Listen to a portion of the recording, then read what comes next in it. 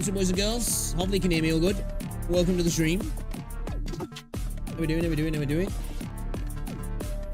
Yo, Jamie, what's up, bro?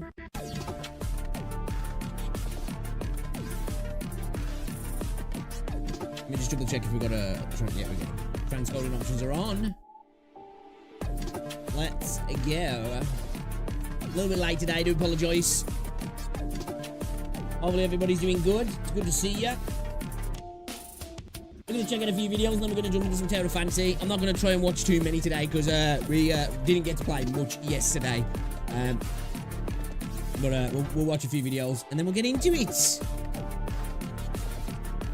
I am ready for the weekend this week, chat. I am so ready. I'm so ready.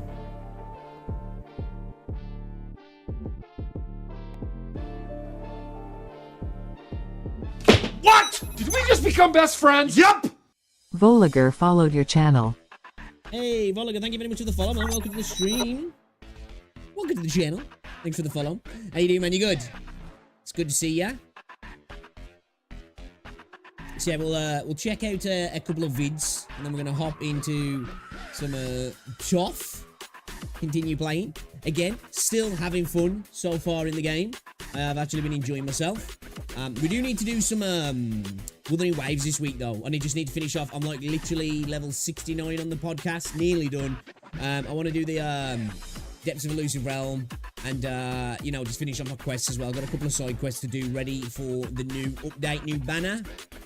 And try and get ourselves as many asteroids as we can in between now and then, which won't be many, but we'll give it a go. We'll give it a go. Guys, as well, if you are watching on YouTube, be sure to drop a like on the stream. If you're watching the short stream, you can like the video by touching and holding the screen for 2 seconds. The like button will pop up. You can like it like that if you're on mobile. Anyway, if you're on desktop, I don't know why you're watching the short stream. Go over to the YouTube channel. You can watch it in 1440p, or come over to Twitch, and you can watch it over here as well in all the HD glory.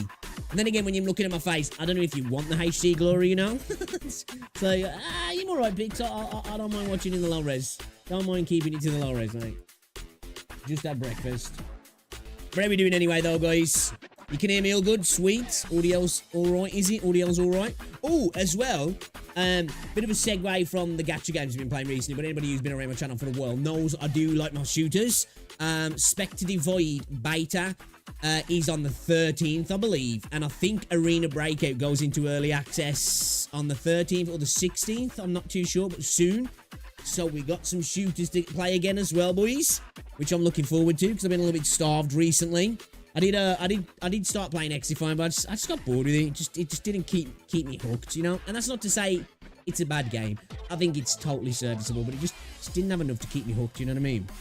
I feel like I need something that's, when it comes to shooters now, I like something that's a little bit more tactical, like Grey Zone or Arena Breakout, or potentially this what's it called, Delta Force game, or something that's a little bit more on the competitive side of things, you know, like Valorant or this Spectre Divide. Looks kind of cool. I'm liking the idea that you control 2 characters at the same time. It's kind of unique, that is. So interesting to check it out. Yeah, thank you very much for the follow, Voliger. Appreciate ya. All right then, should we check out some vid? Should we check out some vid, guys? Check out some vid. Bye, mate. Pardon me. Has you can't hear my AC on, can you? Got it up max today because it's warm again, man. It's so warm. Dude, I really liked your updates video. See, you're not talently void. I don't know about that, but I'm glad you enjoyed it. How you doing anyway, though, Neil? Welcome. Welcome to the stream. It's good to see you, Squire. It is good to see you. I'm okay with being totally devoid of talent. It's fine by me. I've accepted it, you know what I mean? It is what it is. But you know, if we can farm, I can try and farm, right? How's things anyway though, bro? Has the flooding satiated? Is it dropped away, or are you still soaked outside the front of your house? How you feeling as well, Jamie? How you feeling now, buddy? Feeling a bit better?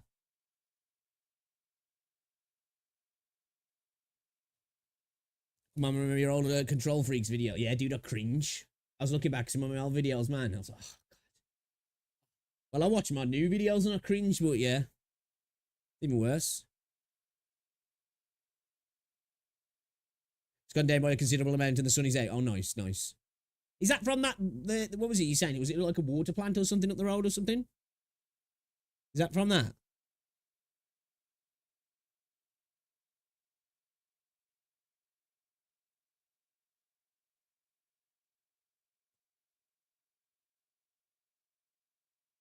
Getting there, still get occasional pain, slightly, but not as bad. Oh, that's good, dude. That's good.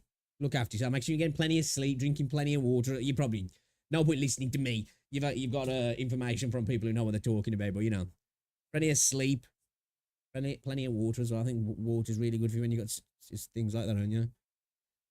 Have you watched the Claire video that was mentioned yesterday? No, we'll watch that today. Actually, we'll watch that. I added it to my my watch later, so we'll check that out in a bit. Actually, I'm gonna we'll check out the 1.2 trailer for Wuthering Waves. We'll watch that in a little bit. I want to check out the Scar Nerve situation. We'll watch the Reshaping the Future Tower of Fantasy video as well. And then we might check out the Concord Obliterated by Chinese Mecha game and woke localizers Seed as Japanese publishers replace them. And maybe who in the Black Swan, the Shorekeeper Wuthering Waves video, but I think that's just going to be about what we've already spoke about on stream anyway, so we might not check that out. But we'll try and get round to all these, because obviously it is 1:15. I'm a little bit later today than I planned to be, but you know, it is what it is. I don't want to spend the whole stream watching videos. But yeah, we'll definitely watch the Tower of Fantasy one for sure. No, huge. Oh, that's it. Yeah, I remember you saying now. I remember you saying. Yeah. Well, that's good. At least it's gone down a little bit then. At least it's gone down a little bit. I'll tell you what then. We will start off and we'll watch the Wuthering Waves trailer. See what it's saying. Yeah, boys. Yeah, boys. Off malware. Malware bites. There's fish in the neighbour's yard.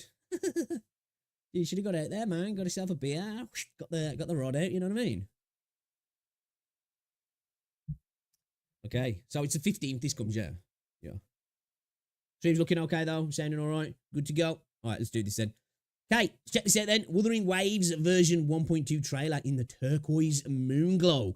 We've got it's a week now till we get to play the new update. Let's check out the trailer directly from Wuthering Waves. Let's see what it's saying. The hype's building, boys.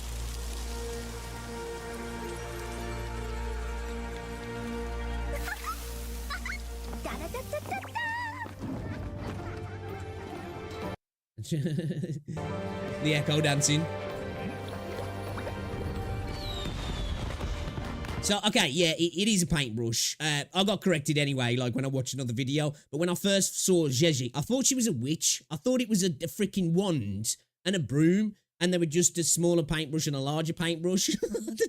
As soon as I saw it, I was like, oh, cool, man. We're getting some, like, Harry Potter type stuff. But, yeah, no, I was totally wrong. It's my girl. And my other girl. And my other girls.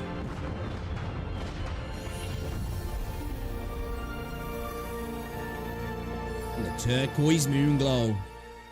Let's go. I'm looking forward to this.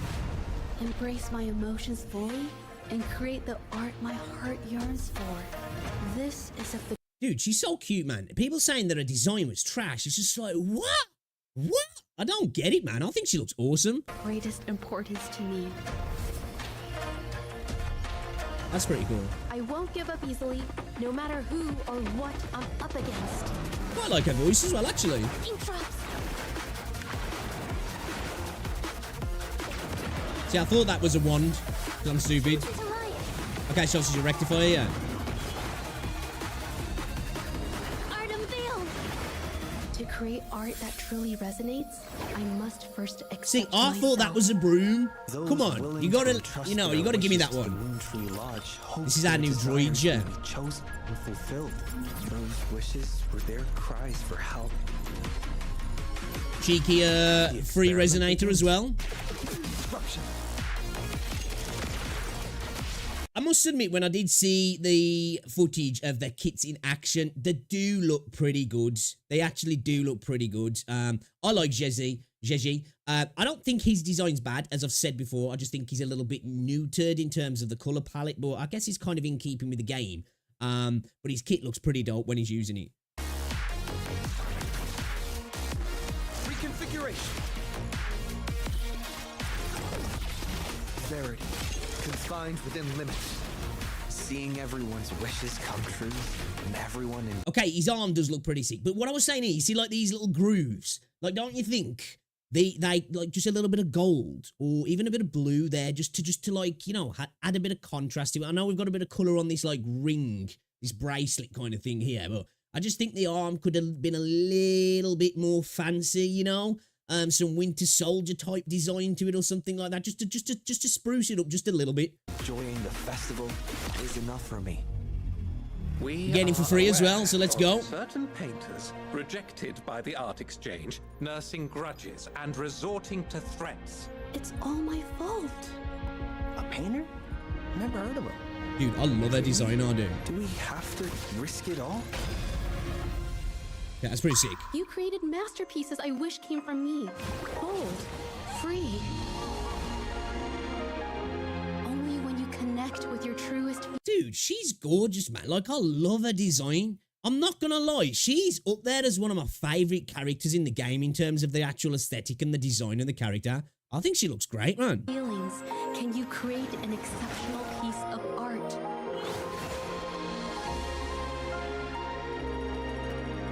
August 15th, boys. August 15th. Let's go. So we're getting your boy for free. She's going to be the first banner, isn't she? And this is the weapons as well. Rhyme draped sprouts. That looks pretty cool though, actually, that does. What's his Verity's handle as well? I think a lot of people are probably going to be pulling for this, aren't they? Well, it depends what they do. I guess there's going to be that balance because you know you're getting in for free. Do you go all in as much as possible on JG and try and get some copies of that Anna weapon? Or obviously depending if you're a light spender or a whale or free. Or do you just think, you know what, let's get JG, let's try get a weapon and then we can like, you know, we can make sure we can get the dude's weapon. I always pronounce his name wrong, so I'm not even going to try again. Yeah, we'll just call him Yao. Maybe go for his weapon. It looks kind of cool. Like the gauntlet there almost looks like a spaceship. Like some sort of battle cruiser. I know that's just me. I see battle cruisers and everything, but I really like her weapon design. Actually, I'm not a big fan of like the rectifiers and the gauntlets, but the rectifier looks kind of cool. I like. It's very in keeping with her design, isn't he? Ooh, limited time events. By Moon's Grace, Moon Chasing Festival themed event. As the moon waxes full, Jinzhao hums with excitement in preparation for the Moon Chasing Festival. It is a beloved tradition where friends and family gather to wish upon the moonlit sky. Before the festival begins, whispers of the Moon Tree Lodge, where the wishes are granted, find their way where wishes are granted, find their way to you. Intrigued, you decide to. What are we getting there? So get a couple of echoes, some tuners, some Echo XP. Okay, that's always good to see a bit of Echo XP in there. I'd rather, you know, like, get rid of those and just double the Echo XP up. I'd like that. Oh, what's this as well? Okay, so this is what I'm talking about. Little things like this that are kind of abstract from the gameplay loop. I don't know what this is all going to be about, but I wanted more stuff like this that was kind of like the events that you get in Star Rail. They're like a separate from the standard gameplay loop in the game, you know, that's got nothing to do with the combat or traversal or just getting around the map how you normally do, but it's just something totally separate. It's almost like a little tabletop game or whatever it is, but I don't know what this is, but I'm interested because it looks a little bit different.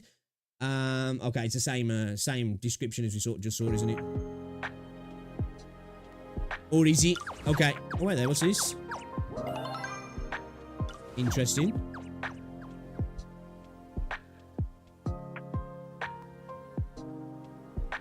Okay, what's this then? Okay, I'm intrigued by that, actually. I wonder what that is then. I wonder if it is going to be something separate or what.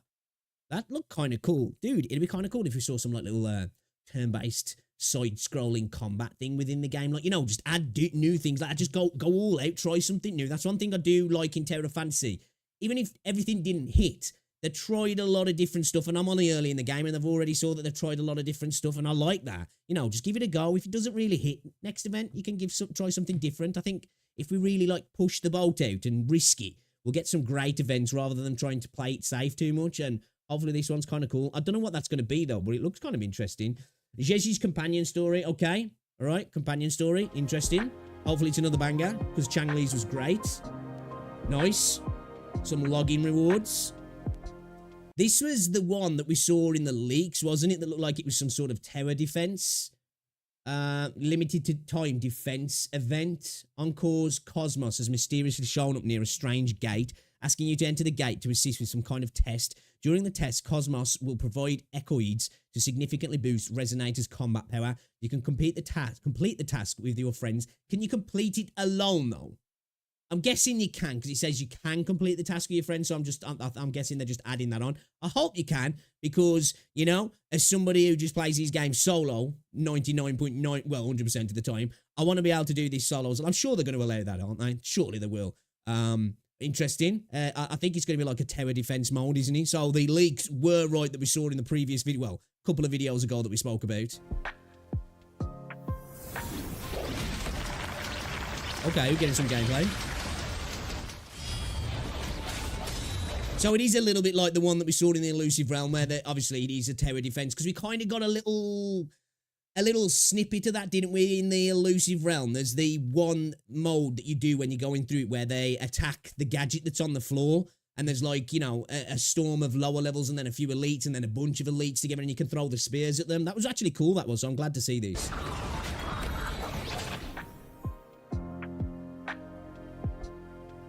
Okay.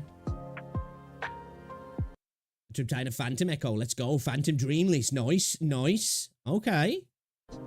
This is looking like a W update. Alloy smelt back again. So the leaks that we saw were all pretty much bang on. That's good to see then, that these people who have been dropping the information have been pretty much, like, so far, they've got everything right. Ooh, what's this? Eligible returning rovers will receive corresponding rewards by completing either check-in or event tasks. Okay. Dude, they need to make plushies. They need to. I would straight up buy a plushie. We get some solvents as well there.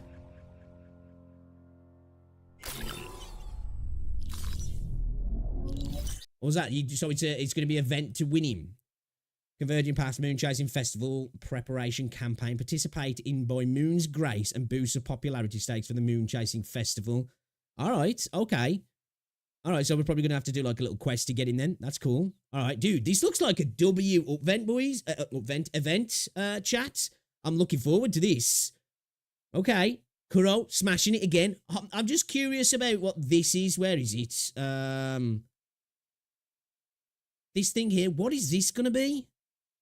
This looks interesting.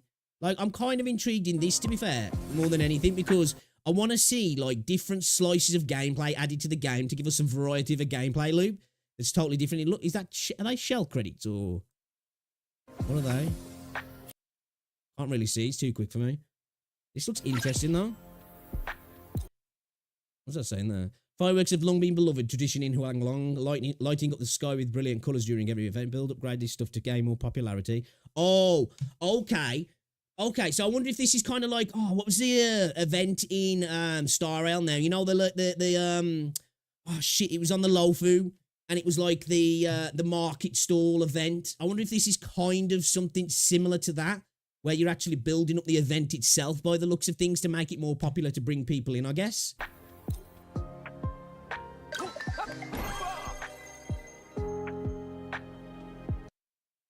Okay, Legend of the Hollow Tree, border popularity, level 3, love me, love my stall. Okay, so it looks like that is kind of what we're doing here. All right, interesting. I'm looking forward to this. I hope this is something a little bit more than what I think it's going to be, if that makes sense. I want it to be like a decent event, because we haven't really got much of this in the game yet. Everything kind of just revolves around going somewhere or combat, so it would have been nice to do something a little bit different, that, like I say, separate from the traditional gameplay loop in the game. But yeah, I'm looking forward to this, guys. Big update, great trailer. Kuro continuing to absolutely smash it. 250,000 views in 9 hours as well, so people are interested. All right, this is good, this is good. What do you think? What do you think, guys? What do you think? You're defo going to be pulling for her? Yeah, a lot of people were saying that they weren't a fan of either of the two characters, but I was just like, I don't get that, man. I don't get it.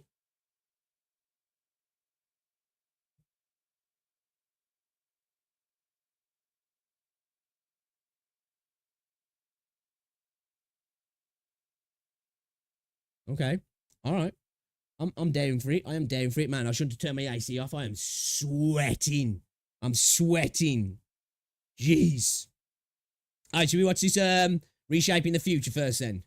Check this out.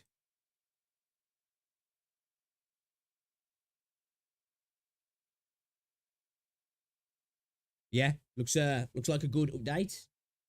Looks like a good update. What's going on, Wolves? Where am I from? I'm from the UK. Right, let's check it out.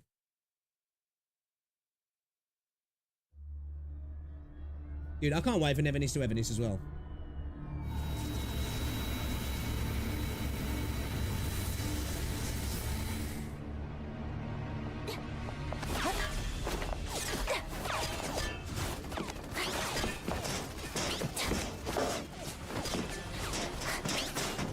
Dude, Claire's got a badass shirt. 我拿到证据了。明白，我们在前面接应。 What he said he got English subs? Closed captions on that way. 我没猜错，这是他们做时空实验的铁证。他们为什么那么做？是，毕竟局势可能已经很不妙了。可是，糟了！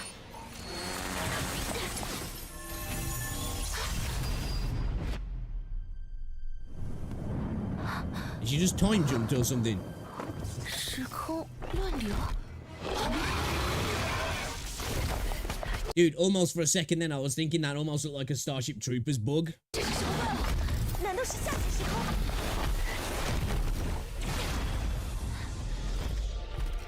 一颗晶石怎么会有这么大的能量？ She's brought it back with her. 也被他们动了手脚。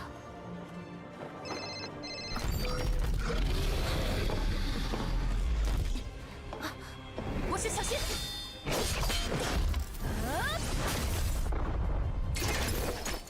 Dude, you can't beat a scantily clad waifu with a giant sword, can you? You know, you just can't beat it, man. 你先走。亨利教授，是我。 When will Western devs figure it out? 教授，我的假设没有错，联邦政府在进行时空回溯，这就是证据。怎么？克拉瑞亚，你到底在说什么？他刚才还……啊，悬浮核模式启动了。如果用到所有储备元能，这次回溯的规模会覆盖整个星球。万一中间出错，反应丢失失控，要切断换塔能源，阻止回溯。这样全球都会遭殃的。关键是我们现在也没证据啊。来不及了。喂，你别冲动啊！对不起，老师，我们只有 They're 这个办 jacked. 法。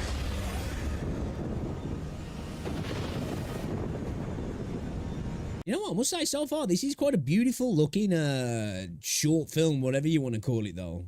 It looks gorgeous. The effects and stuff like this effect here looks really pretty. 喂，卢恩，亲爱的，你终于……卢恩，先听我说，发布紧急避险指令，所有人现在必须立即疏散。疏散？对。换塔很可能失控，你们快走。那你呢？没时间了，一会儿再说。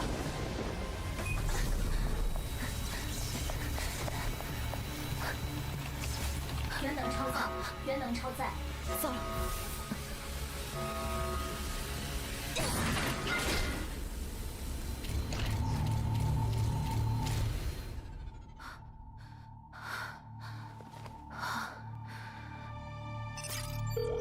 ！Peak. 喂，亲爱的，我成功了，来接我吧。你是谁？你是上周来的实习生克拉瑞尔吗？什么？ 喂，不对，怎么回事？喂，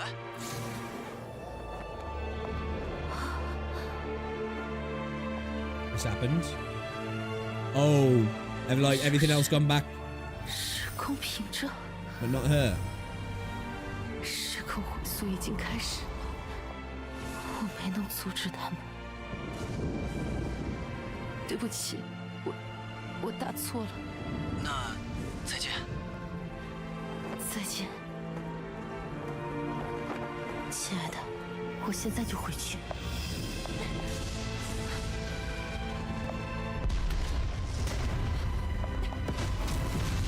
I don't think you're finding a way back through that though. 人类还会有未来吗？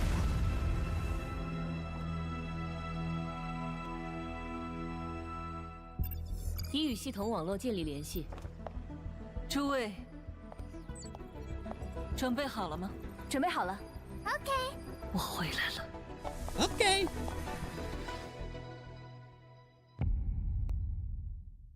Who's that? Yeah, that's kind of cool.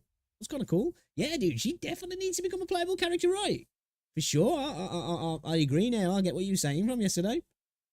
Sure, you can compete her with a scantily clad waifu with a huge gun. True. Up the stakes, right? I feel you.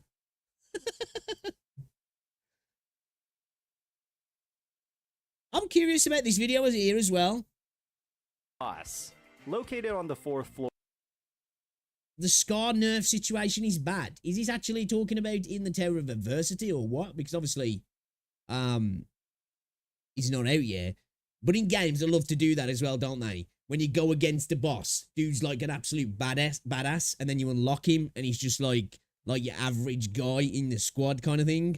But let's check out this video from Saint Tontas. The Scar nerf situation is bad. Anybody who hasn't checked him out by now, guys, should definitely check him out. Dude deserves more subscribers and more viewers. Makes great content.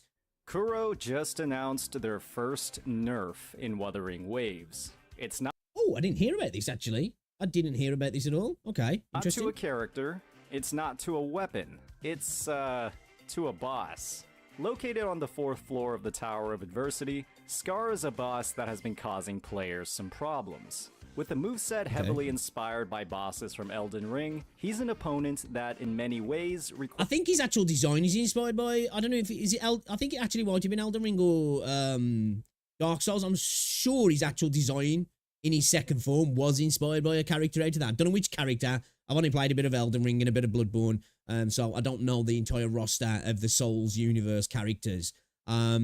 Let's find out why he's been nerfed. That's not cool, though, if it's just because he's difficult, though. Because even though I haven't cleared all the content myself, and some of it is, I guess, frustratingly difficult, but I know why I'm failing most of the time, apart from sometimes when I think it is some behind the scenes server lag, when dodges are just not registering, you know? But for the most part, I know it's me failing. Requires a different approach to combat to tackle successfully.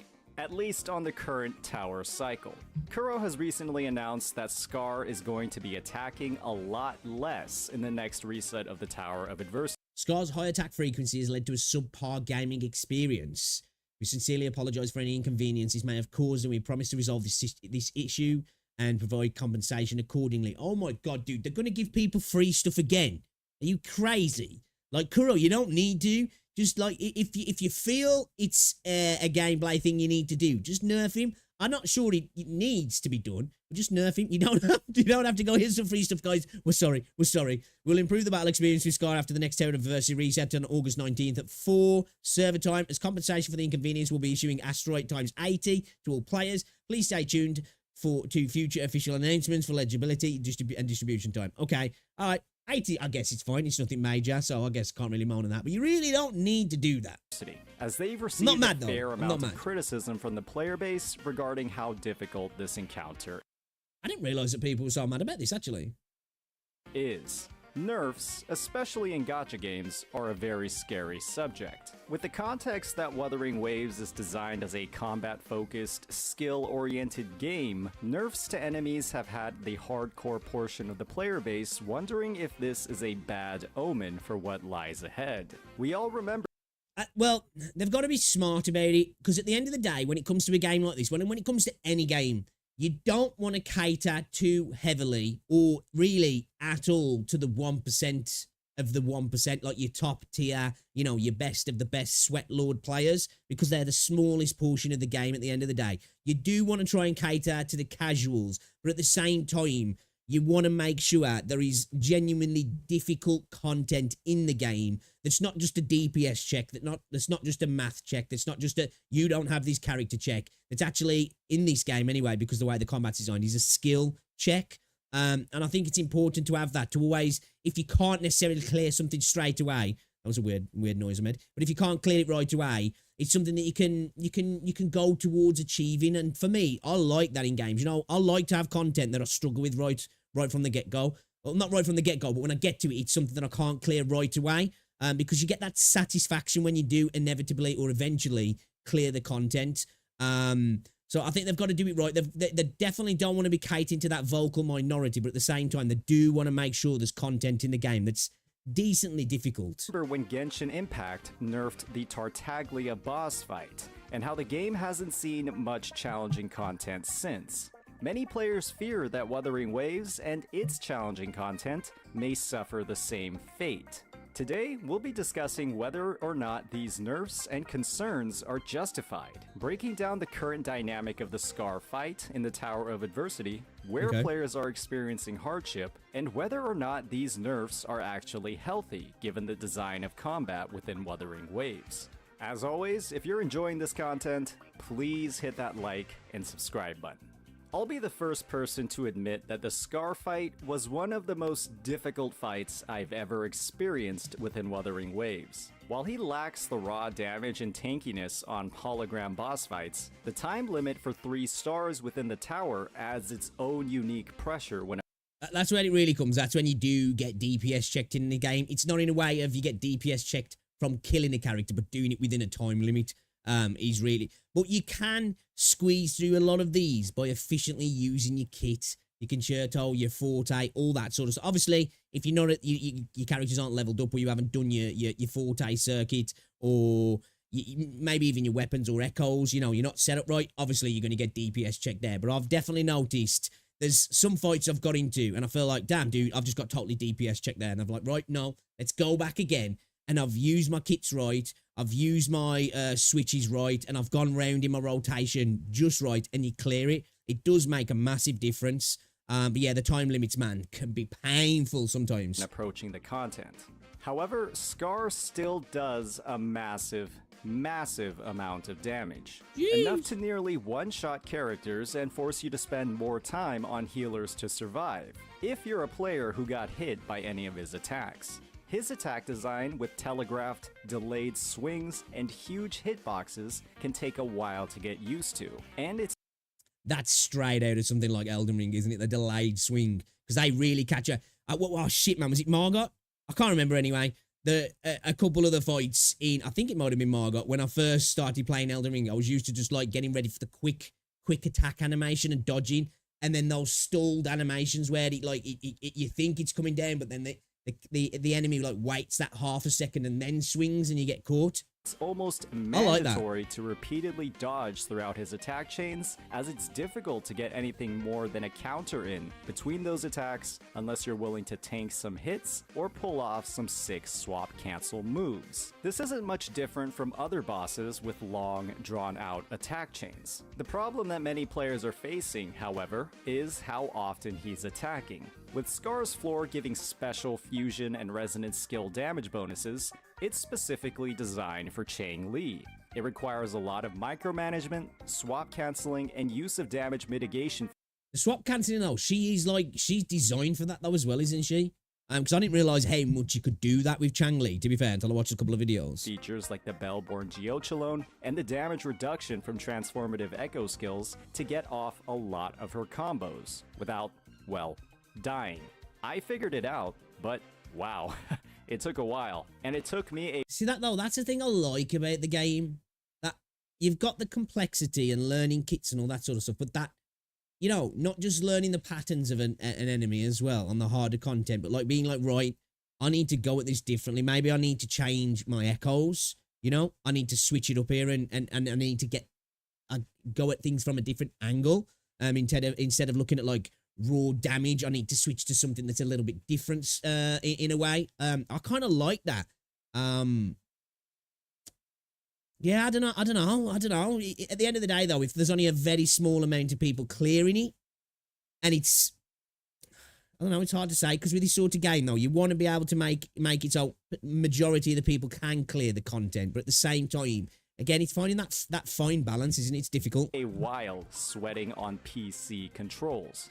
What I've been able to realize, though, after numerous attempts across both cycles, is that there is a fundamental design problem with Scar in the Tower of Adversity. But it's not how often he's attacking. It's the types of attacks that he's using. The Tower of Adversity version of Scar has absolutely no parryable attacks. Not a single one. The only way to mitigate his damage is to either tank it with damage reduction buffs, dodge, or swap cancel. And that— See, for me, I know that'd be a harder thing to change, but that would be a better thing to change for me, to have some parryable attacks within his attack patterns, rather than just reducing how often he attacks. But I guess I you know, I understand that that's a lot harder to do. They can probably just tone down his aggression a lot easier than actually literally adding in parryable attacks into his roster. That feels a bit off, especially when the weekly version of Scar has parryable. Actually, I was just about to say that, thinking about it. He does when you fight him anyway. So they could just transfer that over, couldn't they? Surely, yeah. Thinking about it, I was just thinking, yeah, that'd be harder. But then I was like, as I was saying, I was like, wait a minute though. But the other versions of Scar do have parryable attacks, so yeah, interesting. Attacks. What this means is that breaking his stagger bar and rendering him immobile and vulnerable to attacks is something that is much harder for Scar compared to virtually every other boss in the tower. Yeah, in makes my sense. 3-star clear, I was only able to break him a single time, and only when he was already below half health. This is because intro skills are the only way to deal meaningful damage to Scar's stagger bar. And what this ultimately means is that this boss has very few openings that a character like Chang Li can capitalize on, especially for the average player. With a character like Chang Li designed around repeated combos and chained attacks that can easily lose a lot of her damage potential when she gets hit or interrupted, this makes her a bit difficult to pilot against the current version of Scar. And when Chang Li is the on-banner limited character and Kuro is, well, trying to... Yeah, that makes sense. I guess that just makes sense in nerfing him for that reason. You're going to want to try, for the people who are, you know, content clearers, who are going to be like, right, I need this character to clear this content. If the character's not really clearing the content because the content's kind of designed in a way that doesn't work with that, I understand them being like, right, we need to do something here because we want people who are going to decide to play like that to purchase the banner, don't we? So it makes sense. To make money, this is not good for business. If the average player who makes up a majority of the player base doesn't have a good experience with a limited character in a fight specifically designed for them, that's likely going to have a significant impact on how they feel about the pulls that they spent and the pulls they might spend in the future. And believe me, it's not a positive impact. We have to remember that if we want Wuthering Waves to thrive, Kuro has to make money. If the design of a boss battle is threatening their revenue, it's in the best interests of the entire player base for that change to be made. That means more sales, more funds for development, and more fantastic, innovative character designs that we can all enjoy in the future. If the reason for a nerf is to ensure the health of the game in the long run, that's something that we as players should support. Definitely, yeah, I agree with that. It's just whether it becomes a thing that continually happens. But then again, though, this will be, I guess, hopefully a learning curve where when they come to design content for next banners, they maybe think a little bit more about it and they design the content to work with the new banner, but still be difficult. But because obviously it kind of goes against Chang Li in the way he's designed, I guess. So it makes sense. So they definitely need to think about that in the future. It needs to be difficult, but it needs to also work with the current banner if it's designed for that. Because obviously, at the end of the day, we want the game to do well. And as he said, we need people to be spending on the game. So it makes sense. However, the approach that Kuro is taking to reduce his attack frequency is, in my opinion, not the right way to go about it. Yeah. A huge part I think they should add in, you know, go for the parryables. Some other options, I guess. But yeah, it's just making him less aggressive for me. It's not the best way to go about it because it's literally just turning him down, isn't it? And it's just kind of like on the nose. Part of combat in Wuthering Waves is your reaction to enemy actions. In most boss fights, you can parry, dodge, or even sidestep attacks to deal damage across dangerous situations. With Scar, dodging or swap canceling for its invulnerability window is one of the only ways to fight this boss without getting your teeth kicked in. There's not a lot of choice when you approach this encounter, and it's rather disappointing how much different the tower version of Scar is compared to his weekly boss version. My solution is simple and reinforces the design principles behind combat in Wuthering Waves. Just add some parryable attacks to this godforsaken boss. If he has a ground slam move that can deal over 10,000 damage, that is something that should be parryable. there needs to be skill expression in this fight beyond pressing the dodge button Yeah. or swap canceling. I agree with and that. parries are one of the most satisfying vehicles for skill expression in the game. With parries dealing a tremendous amount of damage to stagger bars as well, this would also open up many more damage windows for players if they're able to capitalize on those parries. Kuro, with this change, would be able to turn Scar's high attack frequency into both a challenge and an opportunity, instead of the dodge fiesta that the fight currently is. With Chang Li having fantastic I do agree with that. I think just adding in the parryables would be a better way to go about it because he's still the same dude. He's still doing the same amount of damage. He's still being just as aggressive. It's just that it allows people to be able to use the skill to combat it, basically, rather than it got kind of working against the banner in a way. And then we'll, increase the likelihood that people who want to clear content using particular characters and the meta that's for that banner, they're going to still go for those pulls if they are content clearers in that regard. But at the same time, it's still going to allow skill expression, as he says, to be a part of it, rather than just being like, right, we're just going to make him, less aggressive, which is a little bit of a shame, really. I just think it's a bad way to go about the nerf. And as I said, hopefully they'll learn from this in future banners. If they are going to want to make the content hard, but kind of cater to a particular character for that banner, they need to do it right so they don't have to just kind of turn the dial down. Because if you do get into that sort of situation, it does kind of ruin it, because you want the sort of hard content in the game to genuinely be hard and not just be,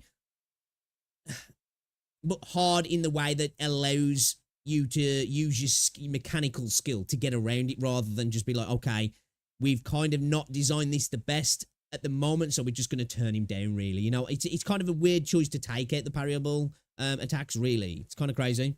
Parry windows across many of her abilities. This would also heavily improve her overall feel in a fight literally designed for her.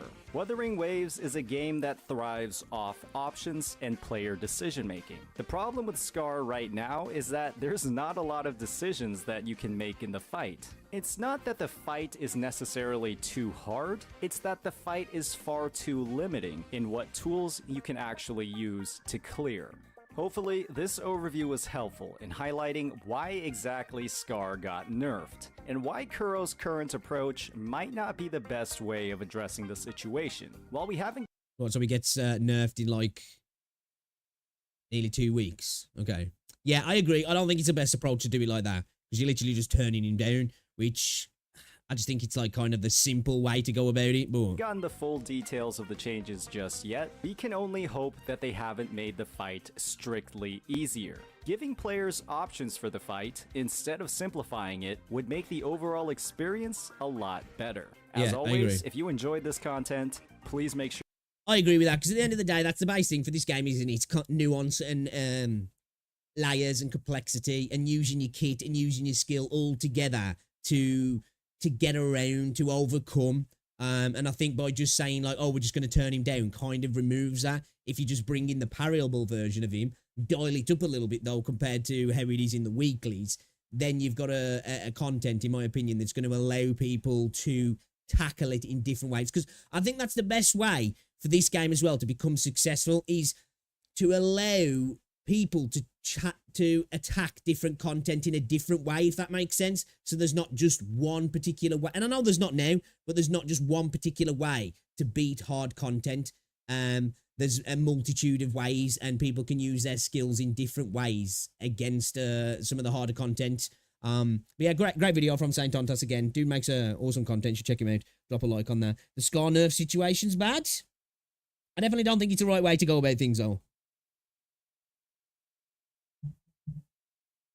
What's going on, Zira?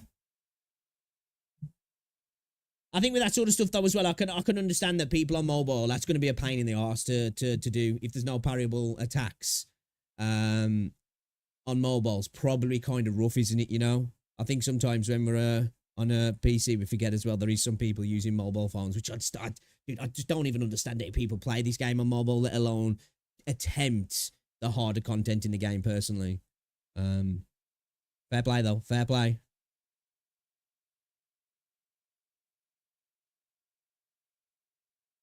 Alright, hey, what's up, guys? We're up here. Alright, let's watch this video. I'm gonna check this out.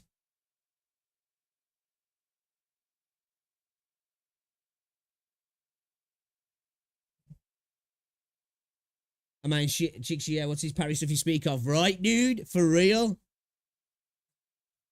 That's one good thing for people who are ranged users. The update regarding the lock-on feature, that's going to improve things because, like, the lock-on situation gets on my tits sometimes. It's got to be 10 times worse if you're maining ranged characters. So that getting improved, I think, is going to impact range users the most. Really, are going to get the best benefit from that.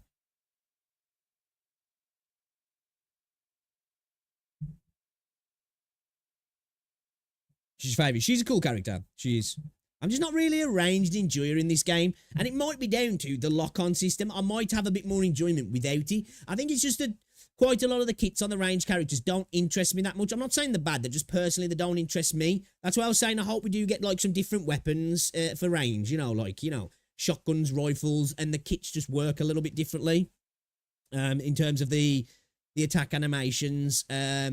I'd like to see some that are at range, but can also that work in a bit more of a close quarters kind of way. I don't know how to describe what I'm trying to think of. Like I can picture what I want the character to do in my head, but I can't really express it properly. Yeah, I'm just not really a big range person personally.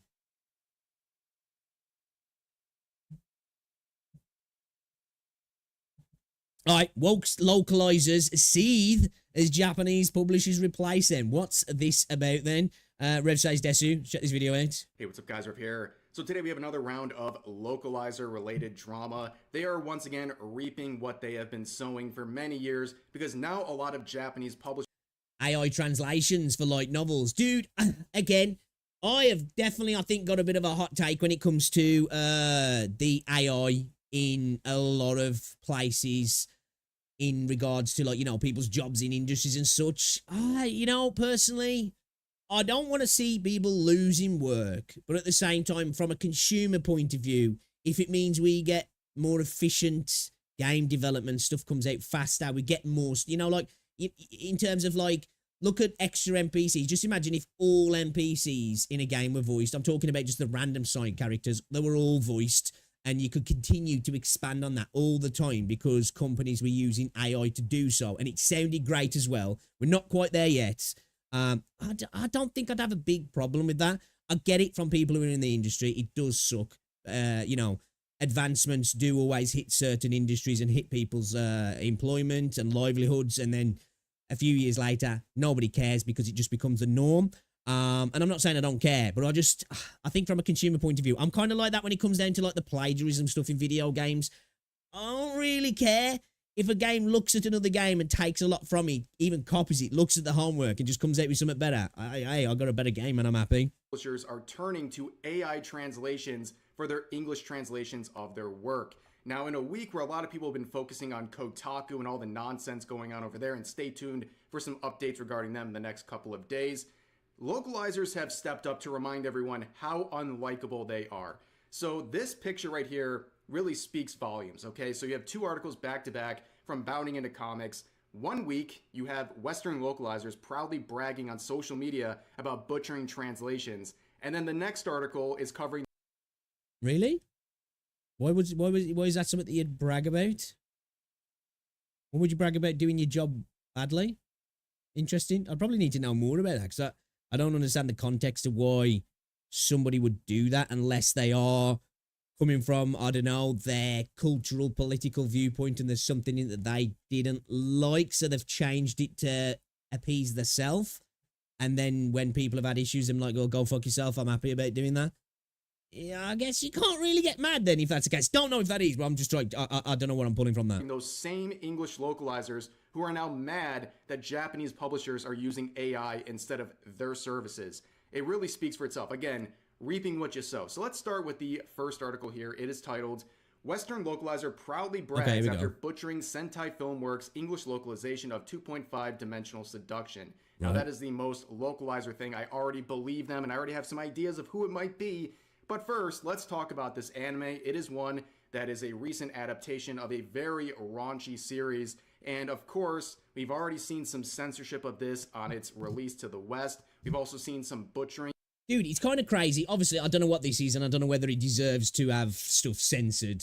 But I remember growing up, and in the West and in Britain, and I guess the same as in America as well, especially in Britain, like, TV when I was growing up in the UK was a little bit wild sometimes after 9 o'clock. Like, there was some crazy shit on TV, like, just even thinking about things like Euro trash, and, you know, there was, like, it was a little bit wild for kids in the UK growing up after 9 o'clock on the normal TV.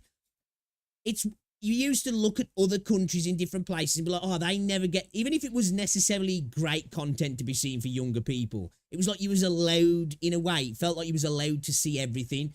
And it feels like more and more now, those countries that I remember looking to when I was a kid being like, man, they seem to get everything censored. It's us now, you know? Like, and I'm not saying that I don't know about this. I don't know whether it got a bit weird. I don't know. And it needed to be curtailed a little bit, I guess. But it's like, it's just kind of gone like that now. We've become the almost like conservative, you know, like people, even though it's in the guise of a lot of the time as like progressive liberalism. It's kind of weird. Like it's come full circle in a way. Of the translations in the previews of this anime adaptation, and all of this makes a lot more sense when you realize who's in charge of this localization. It is, of course, the infamous localizer, Katrina. This is someone who... Okay, alright, okay. I know where this is going, and I can probably understand the motivations for why then. Who is generally despised by a lot of anime and manga fans. She represents the worst of translators. She is someone who has, for many... So, I was right then. Obviously, I don't know just yet. So my assumption that it was potentially for people's political and cultural motivations why they purposely changed things from the initial or original works, which is wild.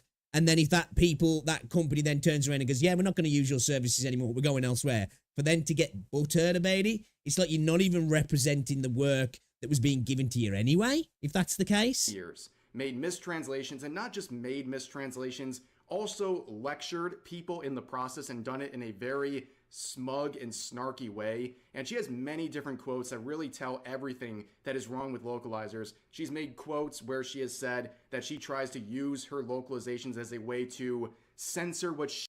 I know I'm opening a huge can of worms, but here goes. As translators, what is the right way to handle offensive content? Who determines what gets left in and what gets censored? A long thread about translation theory, ethics in localization and capitalism. Oh, God.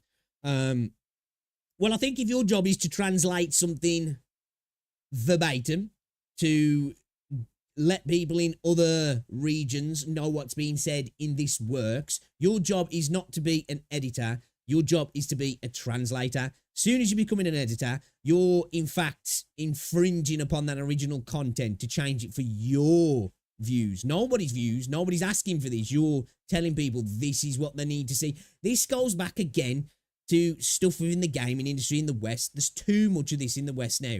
Too many people thinking that they need to change other people's viewpoints on things. You know, we used to live in a world, especially in the West, where people would be like, right, I don't agree with your views. I even despise your views, but fucking whatever. I just ain't going to listen to them. But now we've got to this point where people claim to hate these people, but then want to change them. They don't want to allow them just to have their views, even if they might be horrible, offensive, whatever. They want to change the cultures that they're trying to insert themselves into. You got people coming into the gaming space who actively kind of dislike gamers, but then want to change the way gamers view things and think that they'll somehow do it by lecturing them and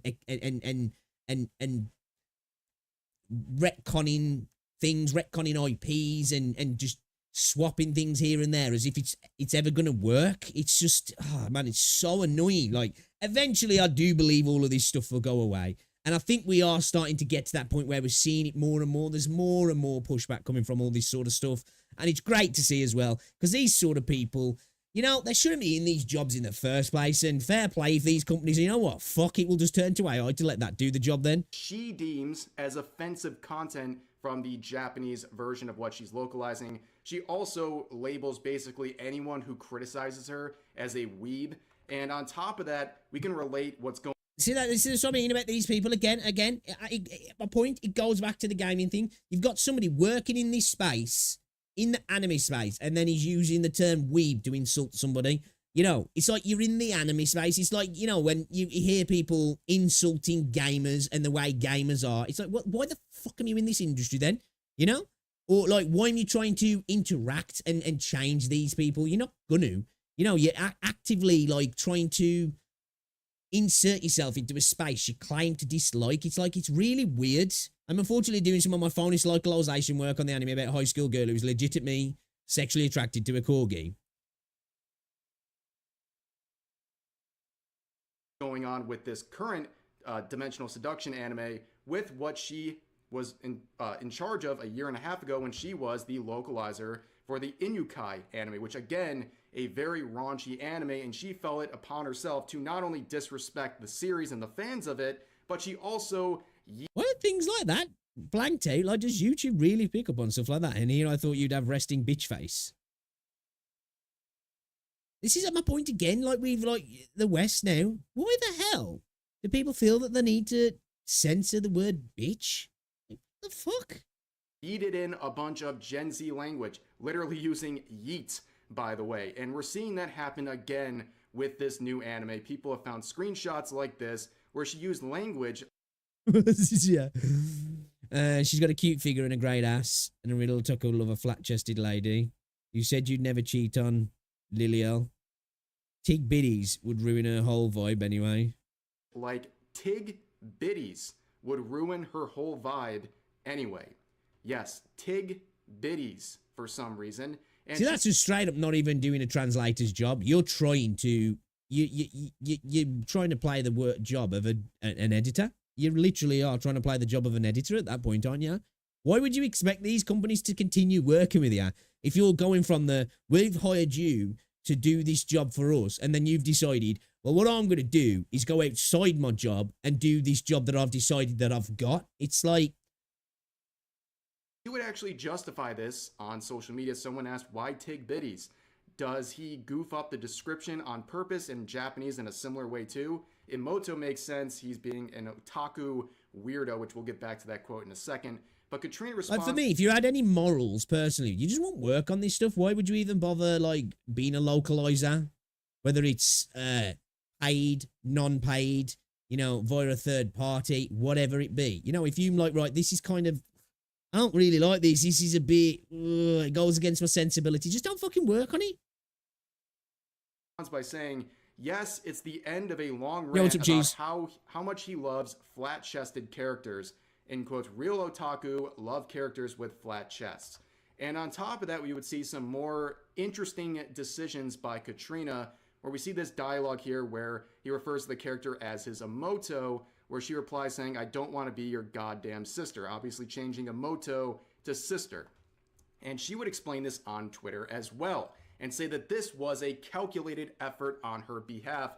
In fact, she would clarify her stance in the replies to this user who said, because Emoto is a word used by weebs to talk about the fantasy of having a little sister, it makes sense to me at least, where Katrina replies saying, correct. So obviously this is some attempt to shame people or demonize the word Emoto because it...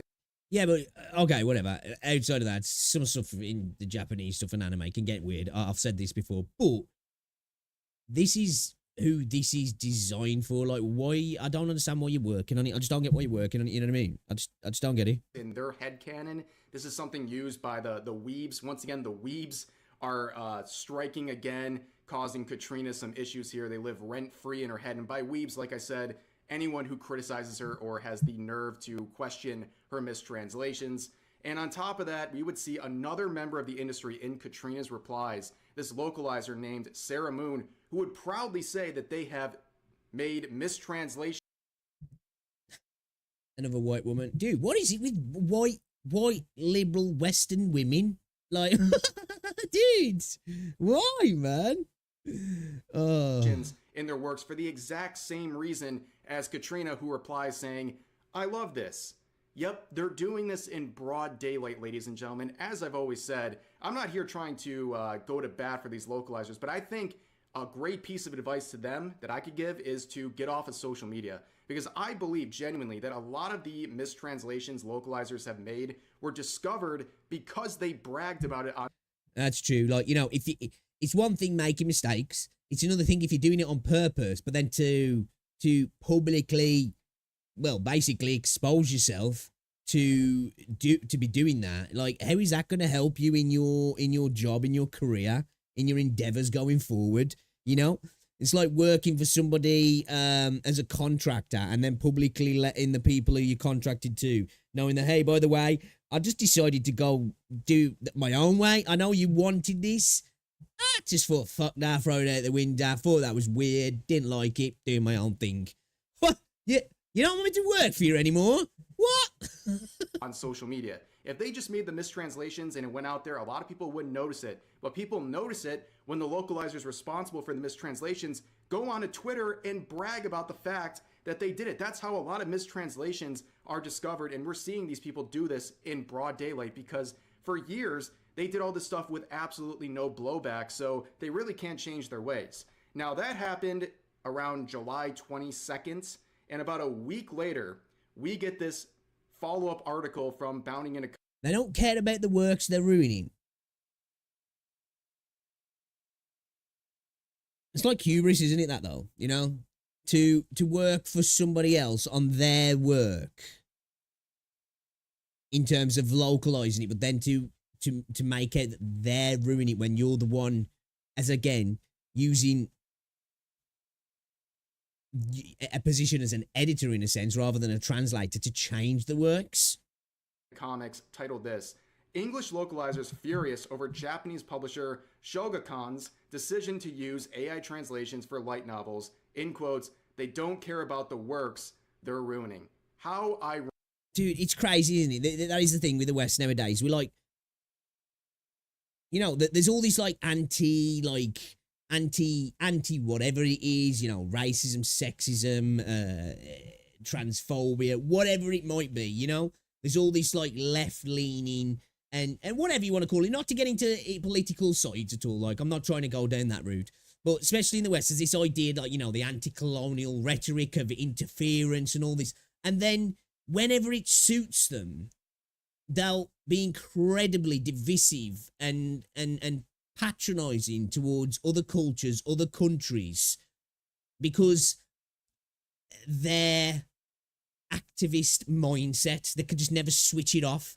And then you see a lot of times these people, and I'm not talking about these actual people here, they can't switch it off and they end up seeing stuff slipping through, and it's just like, you sound way more one of the isms that you claim to rally against kind of thing, you know, because you just can't switch off this continual activist victim mindset, like of always rallying against the status quo, so to speak, and constantly trying to change other cultural viewpoints when it suits you, but then at the same time rallying against said thing when it suits you as well. It's like so weird. Ironic. 1 week before this, these localizers were proudly bragging about their mistranslations, and then now they're upset because these Japanese publishers are replacing them with AI.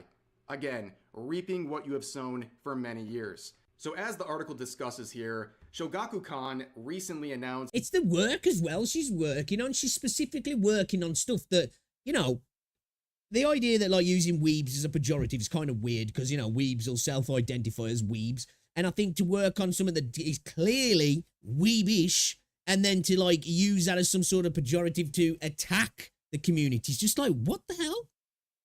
A light novel app called Novella. You know, it's like working in journalism for football while you hate football and then insulting the people who enjoy football while you butcher the works or lie about stuff within the sport. It's just like, why are you even involved in this? Go do something else. Bellis, which will be using AI to translate various light novels and what have you. And they decided to use Mantra AI translation engine to help localize their books. And we've heard that name before. Now, a lot of anime-related accounts on Twitter were talking about these developments. However, they would share everything about this except a very crucial fact. In tweets like this, you will not see any mention that these AI translations are guided by humans. So the final product is reviewed by humans. So it's not just purely AI, it's actually being reviewed by humans. It will be soon. It will be soon. You know, it will. At the end of the process to make sure everything is okay. However, leaving out that fact, a lot of people were jumping on this app, and mainly localizers. You see many members of the industry very upset at the prospect that they might be losing their jobs. And they ironically say things like this: when there are errors front and center marketing, I dread to think of what the bulk of it's going to turn out like. This is a disrespect for the medium and your audience.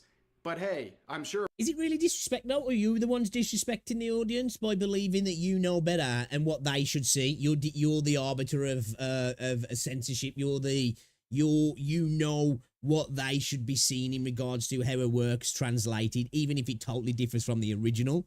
And I understand some things can get lost in translation, but actively being like, I don't like this, I'm going to translate it in a different way. And then when said company goes, you know what, we're not going to work with you anymore, we're going to do it via AI, that however soulless you want to say, it's just a translation. At the end of the day, a translation is not an expression of human art or human creativity. It's literally just translating a language into another language. There's no need really for humans. I understand people are potentially losing the job, but if you're bad at your job and you actively brag about purposely being bad at your job, why would you even be surprised or angry that you're getting the sack? And how would you even be able to try and twist that into an argument of, well, look at the disrespect. Look at the disrespect they're showing the community. It's like you were the one showing the community disrespect by believing that you knew better for them of the original works. When, let's face it, at the end of the day, people who are into this sort of stuff are into it because of the Japanese sensibility and cultural viewpoints and creativity around this sort of stuff. You know,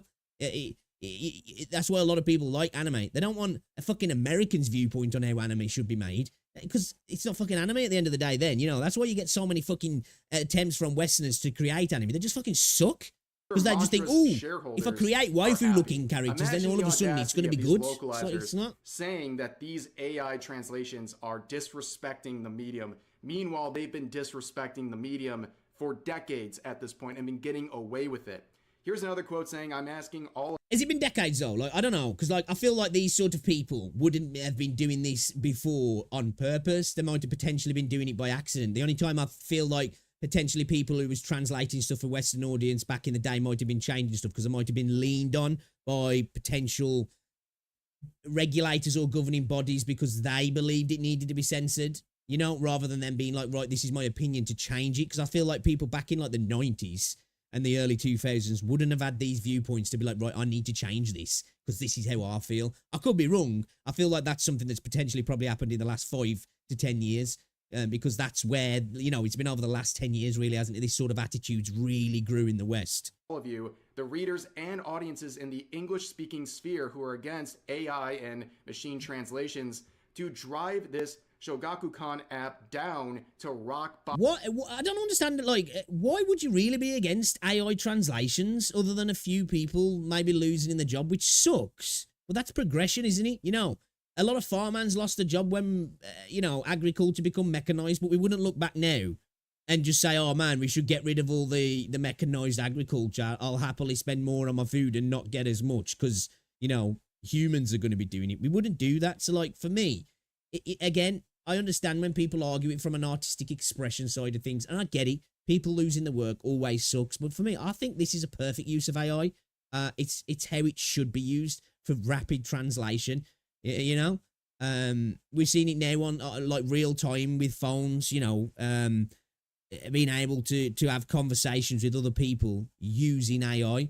We've seen demos of it recently, haven't we? I don't know if it was Apple or it was Android or whoever was showing people being able to have conversations across different languages real time. Like that's fucking clutch. You know, and this is a perfect adaptation and another use of it in that regards. Bottom and into the negatives. Make them regret their decisions to disrespect human art. Again, the irony. And of course... What's changed way back, just easy to see nowadays. My thing is, though, is necessarily that it wasn't changed, is that the reasons for it being changed was less about probably individuals who were working on it, who were just like, I'm going to take the editorial choice now to change these. Potentially that could have happened. I'm not like saying everybody, but I feel like, especially going back a few decades, censorship usually came from governing bodies, you know what I mean? Where nowadays censorship's coming from individuals who believe that they know better.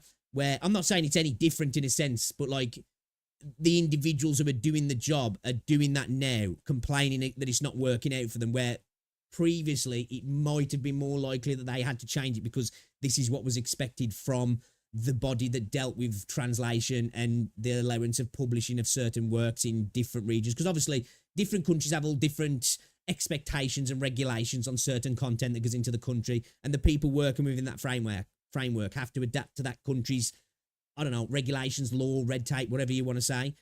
Where this is obviously nothing to do with any regulation or governmental body regulation or red tape. It's like self-regulation from the translators themselves, isn't it?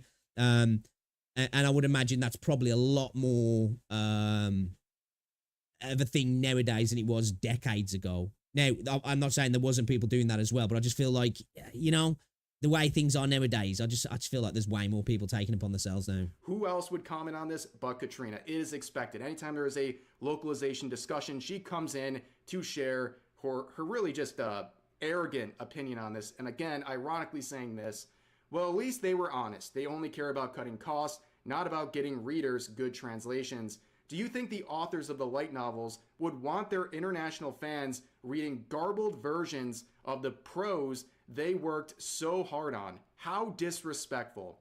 The nerve of Katrina to say this once again. How disrespectful. The person who has been vandalizing anime and manga for years, the person who's been disrespecting original works, their creators, and also fans of those works for many years, is now calling this an act of disrespect. Basically, no, it's like Chinese whispers in a sense. It's like being told something from somebody, passing it on to another person who's interested in what that person's got to say, totally taking everything out of context, changing what they said, and then passing that on to the other person. I mean, that other person, because you know what? I'm not going to use you as my proxy now to let people know what I'm saying. I'm going to go direct to them.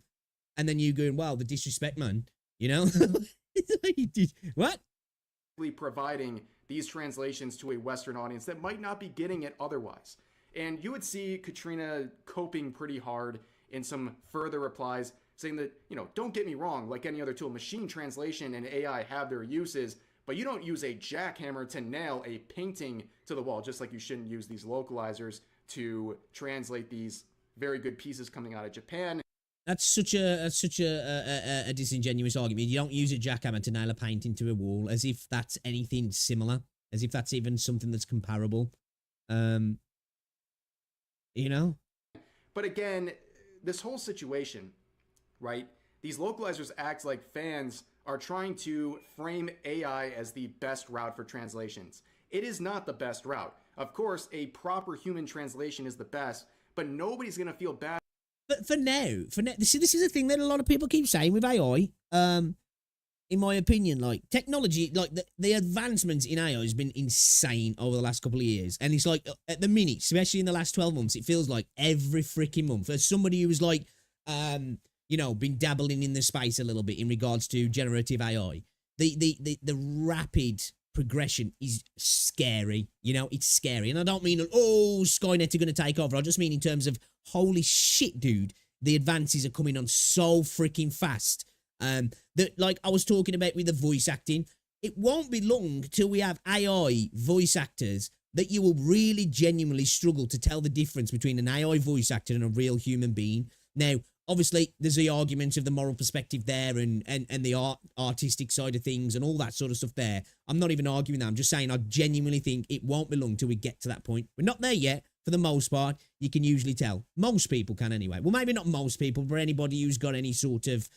Well, I think most people can. I think most people can. And it's obviously we're getting there because a lot of people get scammed by these AI adverts now, don't they? When they use face swapping and audio swapping and stuff like that. That we're almost at that point because people are getting, and you know, some people are incredibly easy to scam. I understand that. But we're getting there. So, you know, the idea that AI isn't smart or nuanced enough to craft translations that audiences want to read and pay for, I think is just like, you know, not true, really. Because if it's a direct translation, that's what people want to read and pay for, don't they? They don't want to pay for what you view that the translation should be because of your sensibility, your moral compass, or whatever. That's not your job to have a moral compass in that regard. Your job is to translate verbatim what's going on. And again, I understand there's things that get lost in translation and words that don't necessarily exist in other languages, so other words kind of have to be found. I get that. But other than that, you shouldn't really be adding your own, you know, your own sauce to the fucking dish. For these localizers when they're replaced by AI, when they've been disrespecting these works for decades. And down here, she'll also say that a lot of fan translation groups already publish machine translations and do them for free online, so you're giving international fans what they already have, which is kind of ironic because why are you complaining if people are already doing this? So it's okay if exactly. If fan translation groups are already publishing machine translations, you're giving international fans what they already have. But if people are happily using that, then it's fine, you know? And I would argue that there's probably some people who are using some AI systems that are not exactly the best and are mistranslating stuff, because that happens in AI. We're still at a point now where stuff can just like be wildly off the mark. It can, but it's getting less and less so. And, you know, AI is going to be at the point very soon where it's infinitely faster than humans and it's infinitely more correct and there is way less mistakes, and it's just gonna purge a lot of these sort of roles, really. Fans are doing it for free. She's essentially advocating for piracy right here, which is based but not really her intent, I'm sure. And on top of that, she would go further saying, but these companies don't care about that. They care about their authors, their customers, or they don't care about their authors, their customers, or the works they're ruining with machine translation. All they care about at the end. Fortunately, the English manga LLC scene is still dedicated to hiring human translators, editors, and letters to produce high-quality localizations. Again, to me, if you can speak a language really well, that's something I can't do. But I don't necessarily think it's a talent that requires high quality to do. If you could do it, you should be able to just translate it. It's already done for you. You just translate it. And again, here she mentions this here, editors. You know, I don't think that's what your job is. I could be wrong in some regard. There may be, but your job is to translate it. Again, this is the big issue here. You're not translating it. So that's like having a translator in regards to, I don't know, a criminal court case where somebody doesn't speak English and the person's like, yes, officer, I didn't break into that place. And the translator's like, he said, jog on. He didn't mess around with that shit. But, you know, it's not a different answer, but you've changed the terminology drastically to where the officer's going to be like, oh, somehow I don't believe you now because you're kind of disrespectful. You know what I mean? I know it's a totally terrible comparison and analogy, but you get what I'm saying? It's like, really, you're not translating now. You're deciding to come up with your own shit, man. Is money. And on top of that, she would say, fortunately, the English manga localization scene is still dedicated to hiring human translators, editors, and letters to produce high-quality localizations. And now we've got an awards ceremony to recognize the humans that bring authors' work.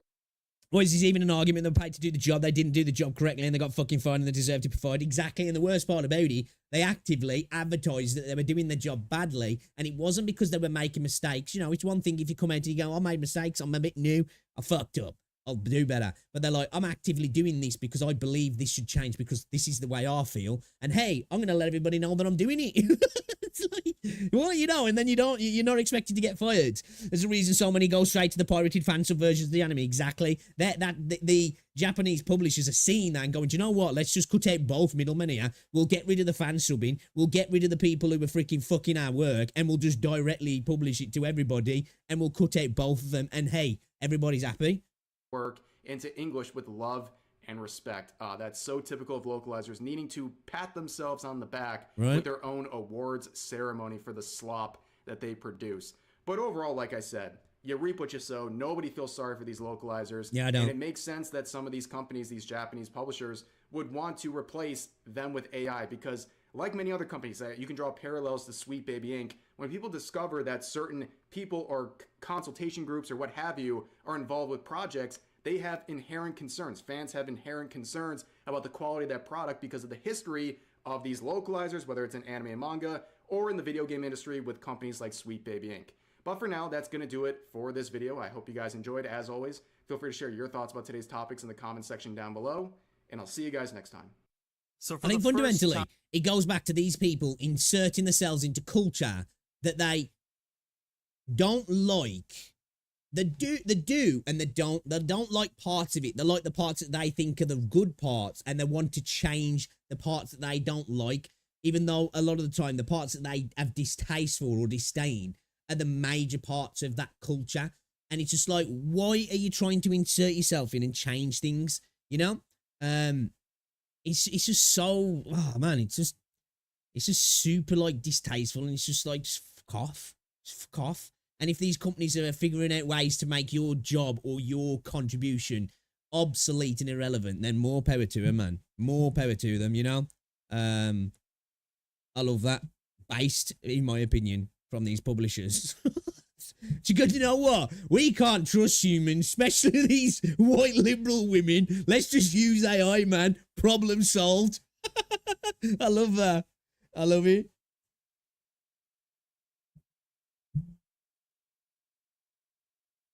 Should just hire the fan subbers. Yeah, they could do that as well, yeah. Yeah.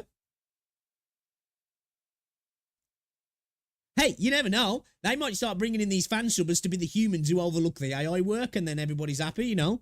They can make the tweaks when the AI makes mistakes. They get an easier job, I guess, and they still get to be involved in the whole situation, and then everybody wins, and then they can all laugh at those people over there and be like, ha ha, fuck you.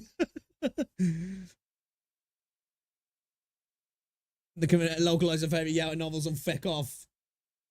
It's wild, isn't it? Like how people just like, you know, can't help themselves. They can't help themselves, you know?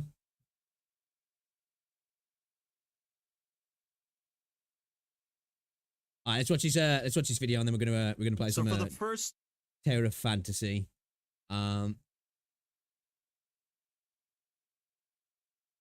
Let's check this video from Dread Roberts, because it's a good follow-up to the video that we made on Concord when it initially launched into beta and was a massive flop in terms of players and a lot of people's opinion on the game as well.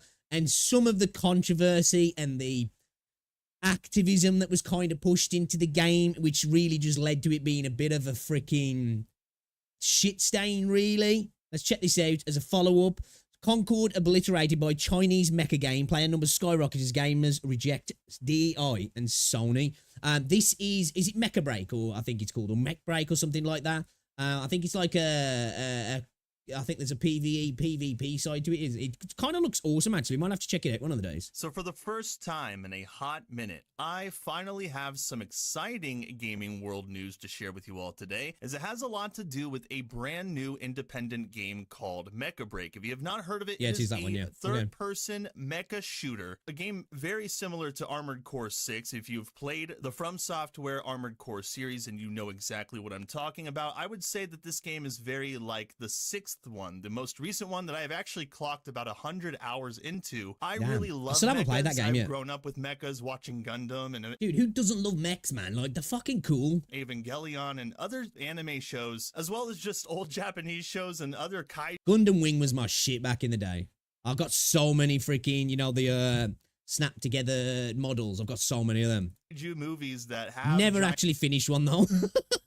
Robots and mechas. I've always enjoyed those kinds of shows and movies, and so I love games like these, and I wanted to get my viewers excited about something, because all I've been bringing lately is bad news. Well, the good news about this game is that it has hit the ground running with its playtest beta that is actually running until August 13th. But I wanted to show you guys. Interesting. Do you have to pre-order that to get access to that, or buy the game to get access to it? Because I would like to play it. The gameplay I've seen, it looks kind of insane, like fast-paced mecha combat, basically. Some gameplay here, because what Mecha Break does is three very important things. The first is that Amazing Season Games has focused on their player base. They want to make a very exciting game, and that has been their focus. Two, not only does it look great, but it looks like their developers are very based as well, as we will get into a couple of things with American voice actors not wanting to do work for this developer because of fan service. It's going to be hilarious to go over. And the third thing, as well as my most favorite thing, is that it is crushing Concord in the beta player numbers. And we're gonna go. Yeah, but that's not hard, is it though? That, you know, that's like saying, like, do you reckon you could beat up a toddler? It's like,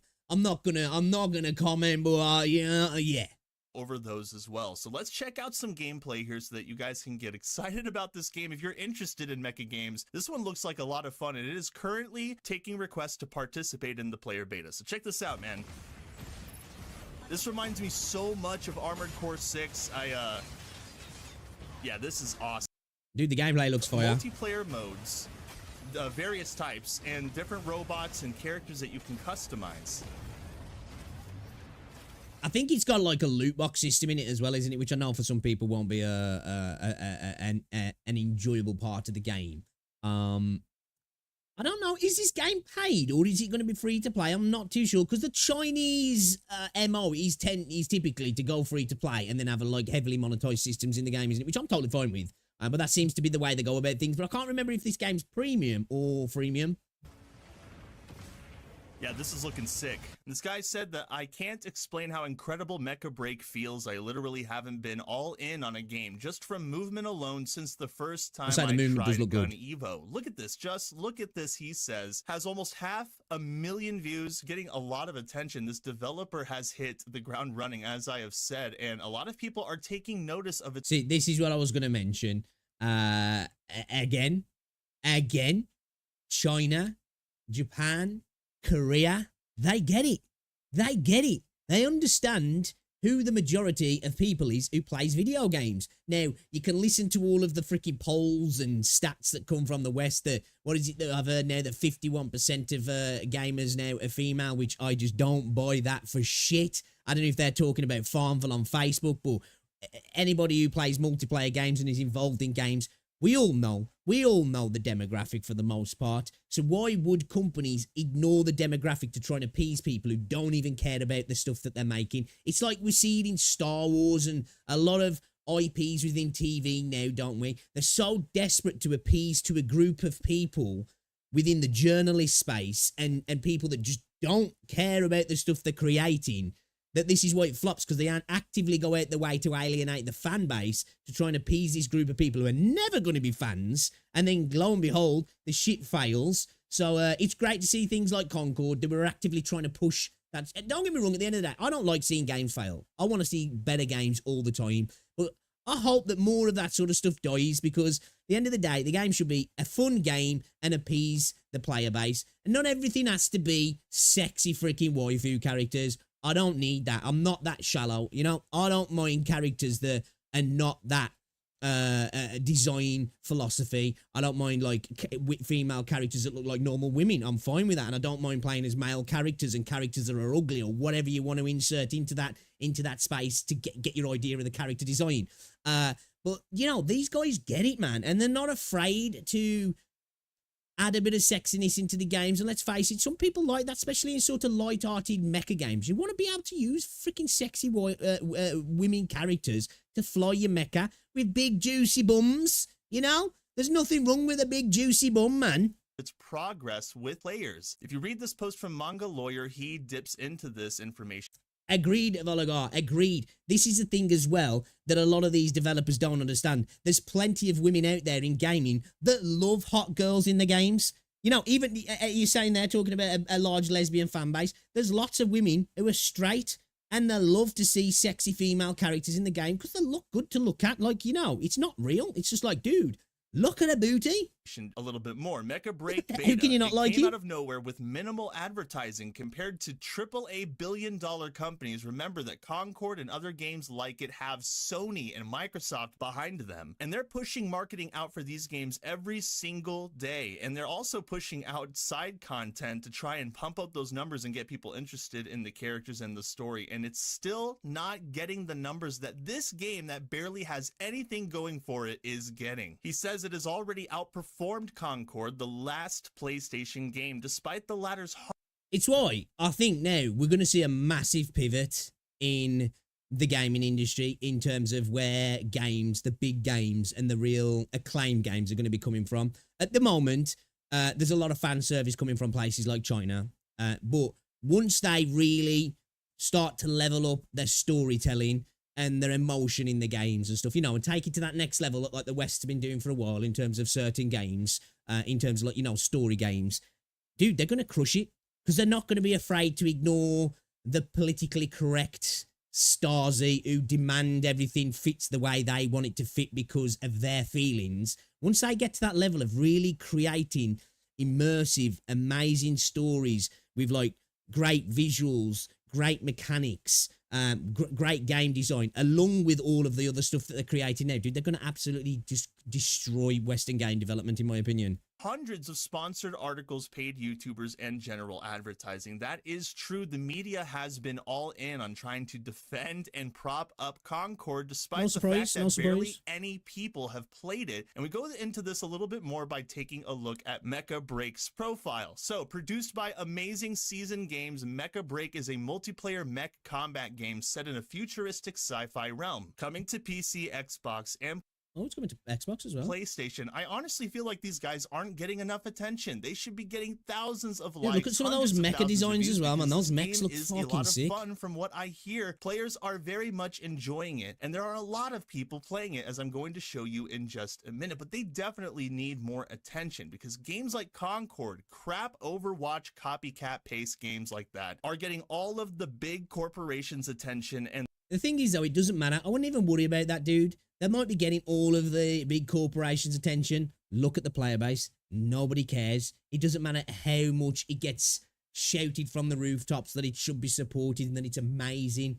People have played it. People have seen it. And people have rejected it. So it just doesn't matter. You know, let them keep funneling cash into it. And then inevitably, the board and the shareholders will look at this and then look at these other games and go, you know what? We just need to stop listening to these people and listen to our player base and give them what we want. It'll happen eventually. Maybe, like I said, it'll be too late and the Chinese market will totally eclipse Western markets because it'll be too late. But we are starting to see a turn. Again, I talk about gacha games. Why haven't we got a Western massive company pulling out a gacha game? The reason why we haven't is because they're too afraid to create freaking sexy waifus at the end of the day. And they know without it, they won't be able to sell the gacha system in the game.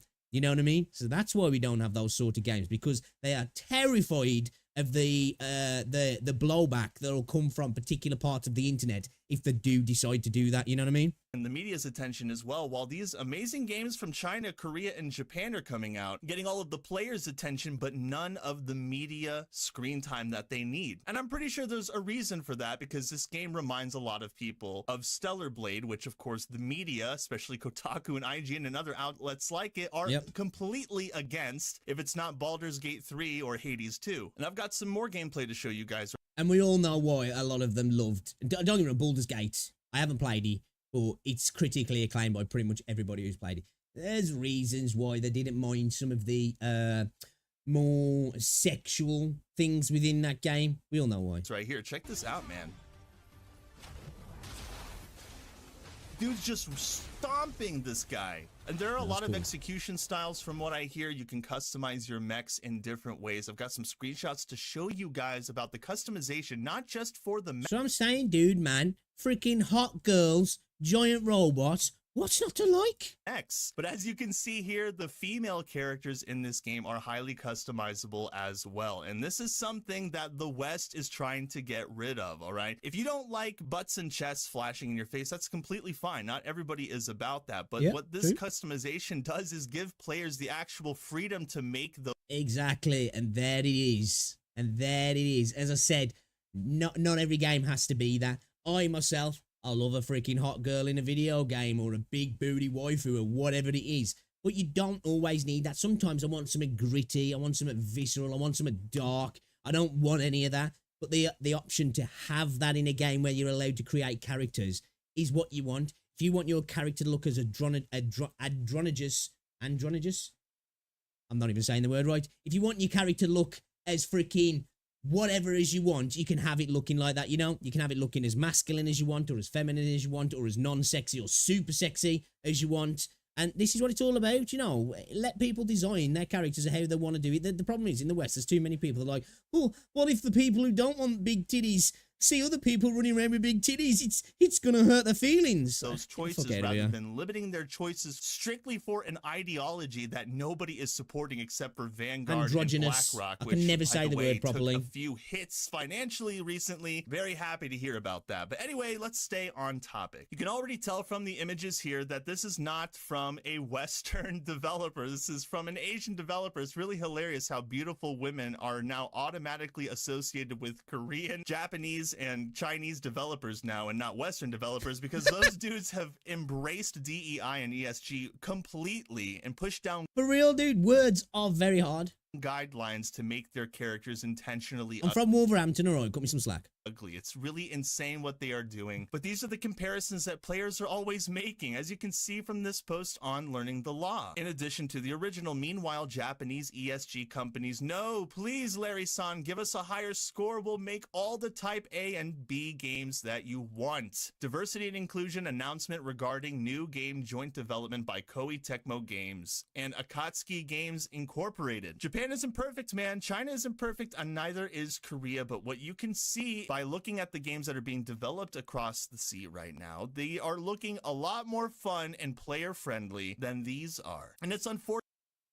I don't know sometimes about player friendly in terms of mechanics that are inserted into the game to get into your pockets. Okay, that's a separate thing though, but definitely in terms of trying to appeal to games. They might not always hit it. You know, there's a lot of games that come out that are kind of, especially from my opinion, from Korea, that have that Korea feel to them, and that's not always a good thing.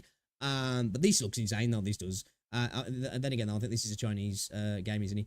But yeah, dude, they get it. They understand, they get the culture, and they're not allowing journalists to tell them what the culture is. They get it. They understand it. The problem is a lot of companies in the West, they either understand it and they're just allowing themselves to be swayed because they don't want to anger the mobs, or they just don't get it themselves. I think it's probably the former, though. Fortunate that DEI is slowly creeping its way overseas, but that's something that we have to deal with and point out now because it's growing. Unfortunately, the games that are promoting that kind of ideology are not growing, which is what we're going to get into after we take a look at some of these awesome mech designs from the game. All right, man, these are fucking cool looking mechs. These are. I've got these images here. You can customize the mechas, and you can even have your mecha look like a male or a female mecha, and even the female mechas look awesome. This is pretty epic customization. I'm one of those people who love to customize characters. You have to understand that the Souls franchise has done that to me. I've spent hours and hours customizing characters in those games and other games, and giving us that freedom is something that gamers really appreciate, especially when you have a customizable mecha that you can take into battle. From what I hear, you can have huge multiplayer scenarios in this game. There's apparently a special third mode that has not been announced yet, but it's supposed to have a lot of people on one team versus another huge team. It's a rumor. I haven't heard exactly what that special. That'd be cool, you know, like a battlefield size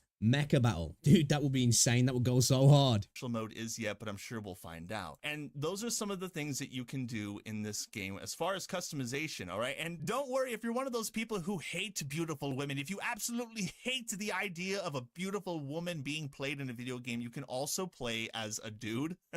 And you can even make your characters ugly if you want. Look at this one right here. It's amazing. Ah! Oh, man. See, that's the beauty of video games though anyway, isn't it? It's the freedom. Like, take out all whatever you want to think about anyway, whether it's from a political standpoint or whether it's from a sexual standpoint. If I want massive boobas and I want big bums and I want my character to look gorgeous, take all that out. The freedom to choose what you want, to have something that looks cursed or something that you've spent ages in that looks like super freaking cool. You know, some people spend so much time in certain character creations, don't they? And you just look at the character like, dude, that is fucking sick, man. Like, a lot of time went into that. And then some of us just like to just dial up the freaking, you know, the actual dials on the boobs. Let's just drag that all the way to 100. Let's drag that all the way to 100, and you know, just do as we please. That's the good thing, and it's that freedom. What's the point in having a character creation when you can't actually create the character you want? You can have the most beautiful female characters in the world if you want to in this game, or you can make them look like a DEI hire. The choice is 100% yours. Nah, that needs blue hair. And by the way, I have to admit, this is one of the most grotesque creations I've ever seen. And I've watched a lot of people intentionally botch their character designs in Souls games. So this is pretty intense. Which brings us to the website of Amazing Season Games. These guys are based in China, and they have... That's where I knew I'd heard the name. These guys work on Snowbreak, don't they? Have Mecha Break on their front page, which is doing very well on Steam, which is what we're about to see in a second. But they also have two other projects. One that they got really popular with was JX3 Online. Pretty sure that that's a mobile game. They are very independent from what I understand, they're not quite AAA. Oh, and one of my favorite things to read on their front page was their About Us section, which you guys have to hear for yourselves. It begins with creating happiness, spreading happiness, and sharing happiness. How hard is it to give people such a simple thing as happiness? It says, founded in 1995, Amazing Season Games is a subsidiary of Kingsoft Corporation and one of China's first gaming companies. I didn't know that. They're one of the first of their kind, with over 2,000 employees in Zhuhai, Chengdu, Beijing, Shanghai, and Silicon Valley. The company emphasizes independent R&D and uses its proprietary 3D game engine. Amazing Season Games develops titles for PC single-player games, PC online games, and mobile You share happiness with your wife all the time. It's hard to seem to share disappointment. devices and has independent Not for me, publishing for her. capabilities. Best known for the JX Online series, which boasts over 4 million monthly active players in Asia, so they are really popular in Asia right now. The company is dedicated to bringing the joy of gaming to players worldwide. That is a description of a gaming company that I have not seen on other gaming websites lately. A lot of them preach to Dude, that's one thing as well about Chinese cities, and then they look so clean, don't they? Don't you think? Just look how clean that looks, man. Now, I know obviously it's a picture from up in the air, but even when you see like videos and stuff from China, just obviously in the urban centers and stuff, I know obviously there's poor parts of China, I do understand that, but it just looks so clean. And I'm not even talking about pollution. I just mean in terms of like, you know, it looks clean, man. diversity and shove a bunch of pride flags into your faces. If you've seen my previous videos and the websites I have gone to, you will see that diversity, equity, inclusion, and LGBTQ plus is always front and center, with gaming, enjoyment, fun, and customer respect taking a very, very... It is, isn't it? It is, you know, and I'm not against inclusion, I'm not. But when you put that at the forefront of your business motto, you're never going to be making good things, are you really? You know, if that's your right, we need to make sure inclusion is front and center, and then we'll decide if we make something good afterwards. And then when you don't make something good and everyone goes, yeah, that's kind of shit, you go, oh, it's because you're one of them bigots, ain't ya? You know? long back seat, but they have become very popular over the years. And now that they have Mecha Break becoming so popular, they also have another game in development. I'm not sure if it's released yet, but it's called Snowbreak. And Snowbreak has already had its share of controversy, even after only being announced. As you can see from Learning the Law. How old is this video? This game's been out for ages, bro. Ages. Yeah, we watched this video yesterday. He touches upon some of the friction that is being harbored by Western voice actors. Snowbreak containment... It's not just Western voice actors, though. It's not just Western voice actors. So I just got to say that. We have heard from all the videos and other things that we've watched that there is some VAs in China, whether that's around their viewpoint on the fan service or Hoyo and other companies have got something to do with that. I'm not too sure, but it's definitely not just Western VAs. Zone. Same developers as Mecha Break, Western voice actor refuses to work with the developers due to fan... Agree, Velaga. Agree. That's exactly my point, you know. Again, I am all up for inclusion and everybody to have the chance to be involved in a project and to make everybody feel like it somehow is going to represent them in some way. But that shouldn't be the forefront, because I think if you do, because it's at the end of the day, take out whether it's race, culture, sexuality, religion, whatever you want to do in terms of inclusion. If you just spend your life trying to please everybody, you please nobody. And that's what a lot of Western companies are doing nowadays. They're desperately trying to please everybody, and they're pleasing nobody at the end of the day. Service. Shortly after, the developers claim, we know our players' needs. Wow, this might seem like a based Japanese company. No, it's China. Already, the West has eyes for this game, and the eyes are full of fire and fury, and so they're doing everything that they can to speak out against the game, all right? If you have a beautiful woman in this game, you're going to get pushback from Western voice actors, from other game developers that are jealous of these game developers that are making far much more money and having far more players play their game games. And you're also going to have the media in their majesty finding ways to smear these developers. I bet that this is going to happen. I can almost guarantee it. When the game releases, you can bet that the media is going to be on fire, and they're going to find ways to criticize this game while also praising it. IGN has already done that. As you can see from this article that they wrote, they said Mecha Break is like a multiplayer mecha anime brought to life. They have to praise it because it is an awesome game. I've already signed up for the beta. If you guys have not done so, you should totally sign up. There are 5 or so days left of this beta. You might see me in there. Send me a comment if you did sign up and get access to the beta. We'll see if that happens for me, and maybe we can link up and play some of this game together. But Developer Amazing Season hasn't discussed this mysterious third mode. Of course, I mentioned this a minute ago. Beyond describing it as a PvPvE experience that's similar to a battle royale. Dude, that sounds so sick.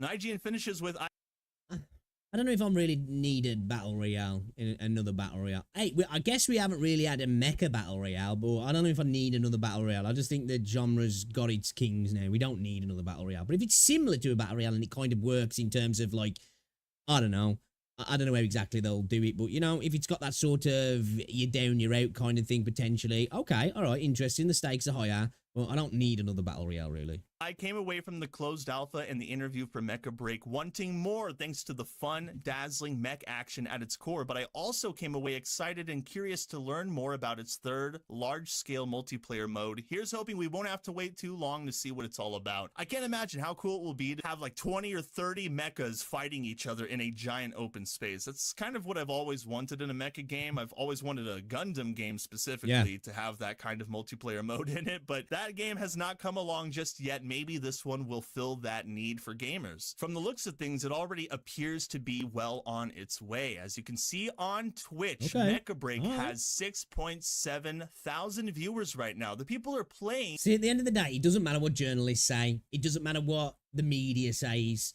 If a game is good, the players will come, and word of mouth and content creators will do the job that the media refuses to do. You know, that's why nowadays it's a perfect time for these companies to just go, do you know what? We don't care what you say. We're just going to make this thing and we'll let the community decide. And it's great to see that the community has gone, yes, please, more. And it's like, fuck those guys, man. You don't need them nowadays. Like, I understand that legacy media still can cause problems for corporations. They can.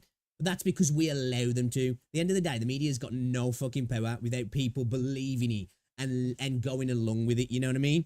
And I'm glad to see that we've got more companies from different places of the world that just don't give a shit about the silly fucking Western media, and they just do their thing. And hopefully Western companies will be like, okay, all right, you know what? Let's fucking do it too.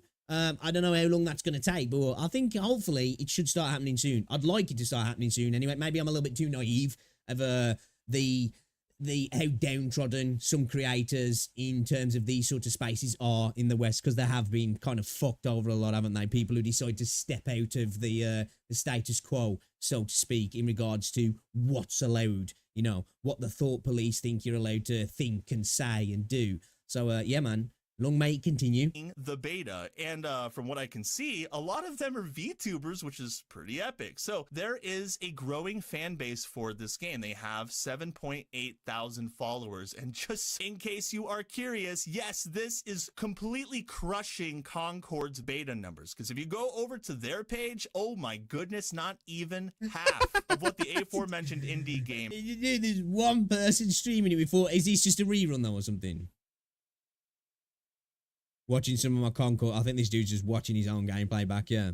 Has going for it. Concord only has 2.1 thousand followers with one person streaming it with 4 viewers. And some the beta is done though, isn't it? Because the game comes out at the end of August, yeah. We're going to be like, well, Dread, the beta's over now. You can't just sit there and spread misinformation and lie to your viewers like this. Well, hey, let's take a look at the Steam charts, all right? What is the all-time peak for Mecha Break right now? Again, this beta has only been out for a couple of days. It's already peaked at 10,340 24 pretty players, decent. all right? Just keep in Pretty mind decent. that Concord not only had a closed beta, but an open beta as well, and they could not get even close to these numbers. Currently, the people playing right now already double the all-time peak of Concord's beta numbers, 5,000. I was just about to say, it didn't get to 5,000, did it? Yeah, I was going to say, it only got to around about 2,500, didn't it? 645 people playing an hour ago. And as you can see from the chart, it looks like the player count is getting even higher as it goes on. So judging from what Steam and from what X and from what Twitch are telling us, this game is well on its way to success, unlike Concord. Concord only peaked at like 2,000 or 3,000 something. I have this post here. All-time peak, 2,300. Damn.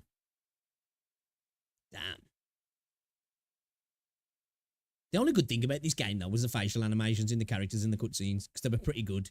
They were pretty good. Whoever was working on those, hire that person, because they did a really good job. Here from Morrow NL, the first day of the Concord Open Beta peaked at 2,388 players on Steam. Okay, that was on the first day. I'm pretty sure they peaked at like 3,500 or something. I tried to look it up on Steam charts, but there's an error and I can't look at it. Okay, maybe I could have swore when I looked at it, though, it wasn't, but then maybe, yeah, right.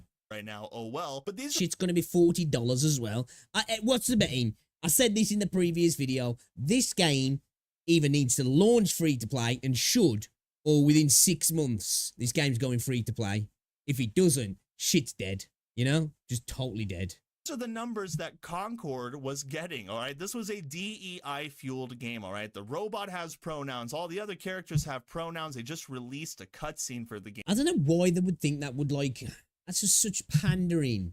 And just, like, it's such vapid pandering as well.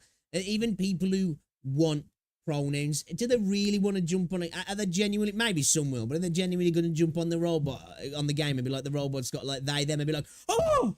Yes, that's it. I'm playing this. I'm buying it. I'm buying everything in the game. This is my new favorite game now.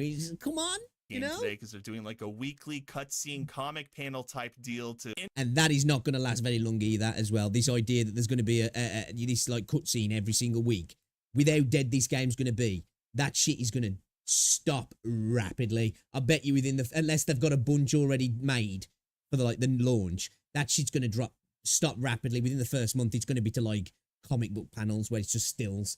All of those cutscenes will be out the window. Introduce people to the characters and their backstories, and I've already seen some very cringe dialogue that I don't even have the heart to go over right now. But yeah, this game is not doing well with players, all right? People are not tuning in for it, even when it's an open... Like, minus all of the DEI stuff, if you will.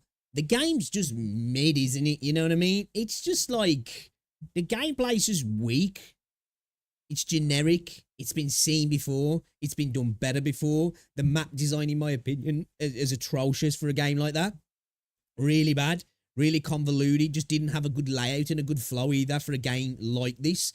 This game would have probably, and I know it'd be even closer to something like Overwatch, but it would have definitely worked better if it had had some sort of payload mode or some sort of central objective that maybe potentially moved through a map that was kind of designed in a non... what's the word I'm looking for? You know, like a defensive and an attack design to the map. Like, they're just the maps are bad, in my opinion. And yet, the other game is doing so incredibly well, with no signs of slowing down. Yet, on the other end, for Sony, all right, one of the biggest publishers in the world, cannot get people interested in this game, no matter how hard they try. In fact, for the open... It's wild as well, because, like, PlayStation dropped The Last of Us multiplayer for this. And that's where, like, Sony and PlayStation have had their, like, it's been their Achilles heel, their weak spot for the longest time in terms of in their gaming space is the multiplayer side of things. You know, they do banger single player stuff, but they just can't seem to really, like, crush that multiplayer side of things. And then when they do come with a game that's going to be their new multiplayer title, they come with this after, like, getting rid of a game that would have been massive for them, especially if they'd have launched factions on PC as well. You know, it would have been massive. And the idea that one of the leaks that came from why it was cancelled because they were struggling to come up with an idea to monetize the game. I don't understand why they would struggle to monetize that. It would be successful. Have a store, have skins, have like weapon skins, you know, emotes, the typical thing that people have in those games, and people are just going to buy them. It would have had that many players that it would have been profitable, even if only a small amount of the player base was purchasing things, because it would have been huge. This is going to be an absolute black hole for them on the funding side of things. Something that is more easily accessible than the people who pre-ordered the game and had PlayStation Plus. The open beta still managed to have even less players when the open beta dropped, which is one of the most insane things I have ever heard come out of the gaming industry. So report, Concord open beta player count declined by 8% on PlayStation compared to its early access beta. So a PlayStation exclusive with an open beta had an 8% decline versus their closed beta that was actually hard to access. How does that even make any sense? This is from That Park Place, by the way. Because the people who got access to the closed beta told everybody about the open beta how shit it was. They're like, yeah, you're right then, nah, fuck that. The report claims the Firewalk Studios Concord open beta had 8% less players than its early access beta on PlayStation. Kess Eilers-Stevenson at True Trophies reports that the open beta, which ran from July 18th to the 21st, had 8% less players than the much more restricted early access beta. Firewalk Studios initially limited the early access beta to those that pre-ordered the game. That's wild, isn't it, man? That's got to be disheartening, hasn't he? That you have a limited closed player test and less people turn up to the open test. It's like, damn, bro. Damn. However, it opened it up to PlayStation Plus subscribers. Nevertheless, the open beta was available and still failed. Stevenson wrote that using a gameplay data sample from over 3.1 million active PSN accounts, courtesy of our partnership with Game Insights, we can see that Concord has 8.1% fewer players in the second open beta than in the early access beta. So what does that tell us? Well, it tells us that Asia knows its market. It knows what gamers want, and it is trying to provide that. The West is dropping the ball. Evidently. See, like, that's true. I think there's lots of people in the gaming space in the West that know what gamers want, but they just refuse to give it them, or they're not being allowed to give it them by the powers that be, because they need to give what the journalists want, or want people to want. You know, they don't want to give you what you want. They want to give you what they think you should want. And I think that if they keep doing it, that they'll change the way people think about things, and it'll just take that one hit, and then everybody will roll over and be like, okay, just do what you want now. It's just like, at the end of the day, people want what they want, and they know what they don't. And gamers know that, and it's a cutthroat space. And if you're not willing to give people what they want, somebody else will come along and do just that.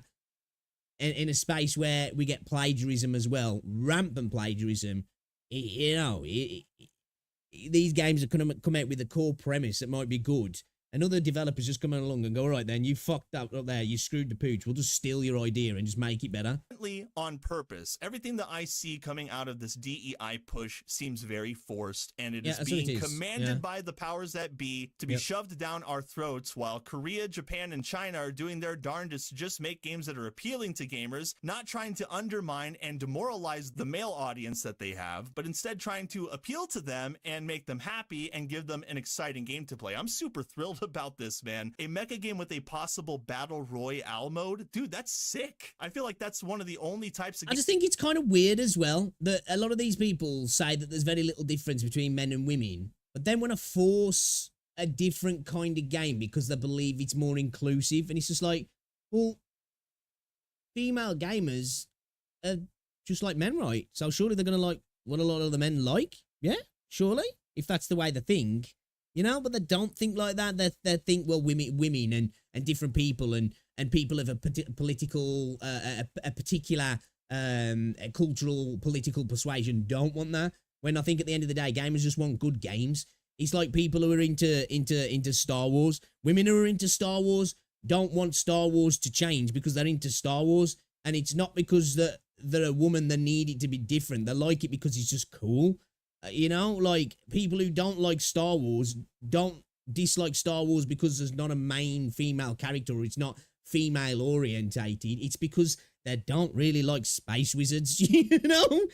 But they just don't seem to understand that. Game that should have a battle royale mode, and we're about to get it. And you can play the beta right now, but for Concord, dude, the media is trying to praise this game. They're trying to shill for it, defend it, and it is still doing horribly. Even when it's being pushed out by Sony, even when it's put on the front page of their PlayStation State of Play as a main prioritized feature. Yet these Chinese developers, who should by all accounts not be all that well known, have hit the ground. The best bet, go free to play. Remove all the shit with like the pronouns on characters, because at the end of the day, it's just dumb. They're just trying to pander to people who probably don't even give a fuck. I don't even think people who are non-binary and trans, I'm not trying to speak for them, care about that when they're playing a video game. They just want a good video game at the end of the day. I don't need a game to push straight white male viewpoints on me for me to want to play. If it's a good game, I'll play it, you know what I mean, at the end of the day. And I think that goes for everybody of any persuasion. They need to go free to play. They need to make or delay the game and go free to play. Change the fundamental design philosophy. Work on adding some new characters. Try and make the game a little bit more unique. Switch up the game modes and just really take it back to the drawing board. And potentially the game could do decent. But I think in its state, it's just destined to flop, isn't it?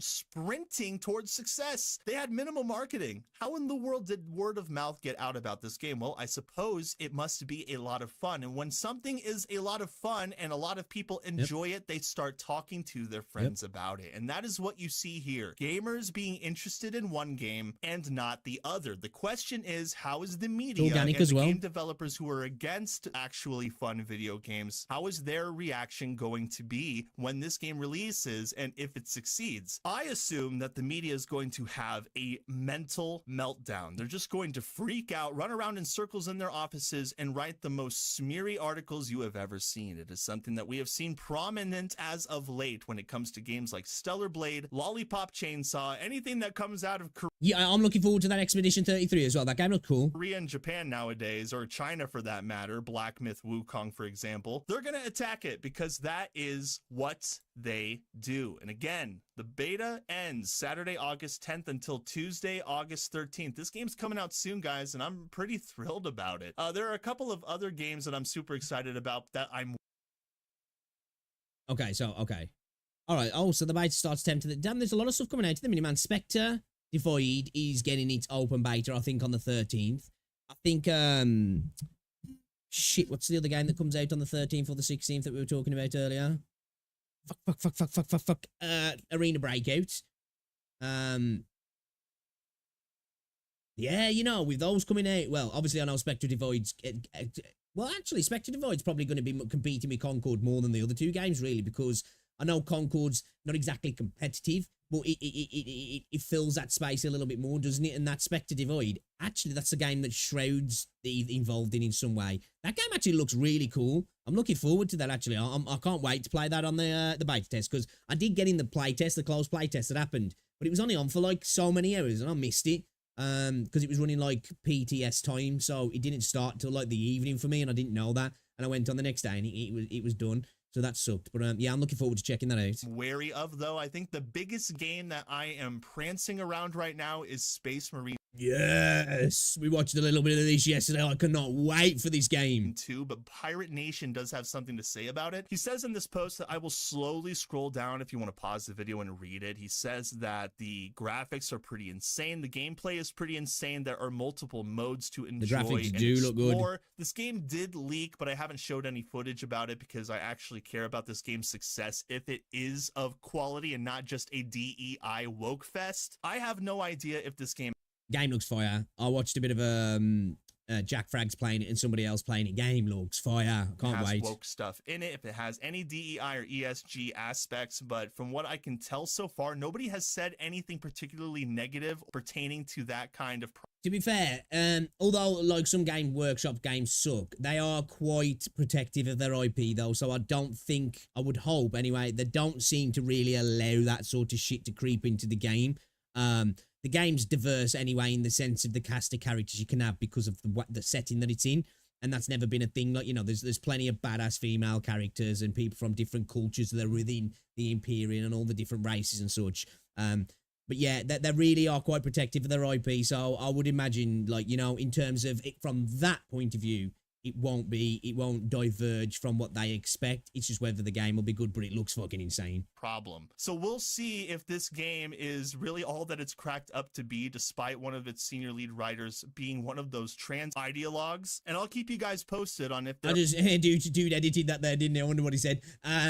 I can't wait to just kick the shit out of some Tyranids. Or any updates around this. But it certainly looks to me like gamers are taking a stance when it comes to games from Asia and games from the West. When it comes from the United States or, you know, developers in France or Canada or whatever, people are just eyeing the Korean, Chinese, and Japanese games, and they're leaning towards those because it seems like that's the only way we're going to get any kind of quality game that doesn't try to make beautiful women seem like a sin and handsome and strong men. That's the thing, isn't it? You know, like, it's fine for games to not have that, but it's the idea that, like, it's meant to feel like somehow wrong when a character's attractive, you know? Like, it's just weird, isn't it? Like, there's nothing wrong with women looking like women and looking beautiful as well. And seem like a sin. Keep your eyes open, keep your ear to the ground, and we'll see how Mecha Break does in the coming days. And hopefully I'll see you guys in the beta, and that is all I've got for you guys in this video today. I hope you all enjoyed it. If you haven't had the chance to like it and share it with your friends, that would be awesome. And hey, if you're feeling ultra spicy, consider subscribing to my channel so that you're always up to date on what kind of thing I've got going on. I look forward. Alright guys, check out Dread Roberts. He just makes some good videos, man. Yeah, I've spoken about this many times. You'll hear me say that little line that the East will save us when it comes to video games, and I believe that. You know, I think there's going to be a major pivot in the gaming industry over the next few years as they continue to make more money, to get more well-known on the global stage. I think all they need to do is really, really lean into stories that will interest people on a global stage a little bit more as well. And I'm not saying that a lot of the games don't interest me, but they tend to have a particular type of storyline that is catered more towards a Chinese audience, and that's fine. That's where they make the most of the money. But as they get bigger globally, hopefully we'll start to see more games that, in terms of the story, like, are a little bit more, not so much appealing, but like, I don't know what the word I'm looking for, but just are attractive in that sense, and are well built. Like, because sometimes a lot of the games kind of have not that they've got bad stories, but they're just kind of worky. They're emotive in sometimes, but then other times it's just like, dude, this story is kind of trash. You know, they don't feel very adult. That's sort of the word I'm looking for. They're not very adult a lot of the time. And if we get more of that, dude, the Chinese game market's going to crush it globally. Games Workshop have done it recently. Have they? In what? In what? What, in 40k or just standard Warhammer? So that's one thing I've liked about, don't get me wrong, there's been plenty of crap games. And I think sometimes they've been a little bit too protective and give away the IP in it. Not giving away, but like being so protective with it to a degree that it's negatively affected some of the other projects that have come involving the IP. Or are you talking about the Henry Cavill show?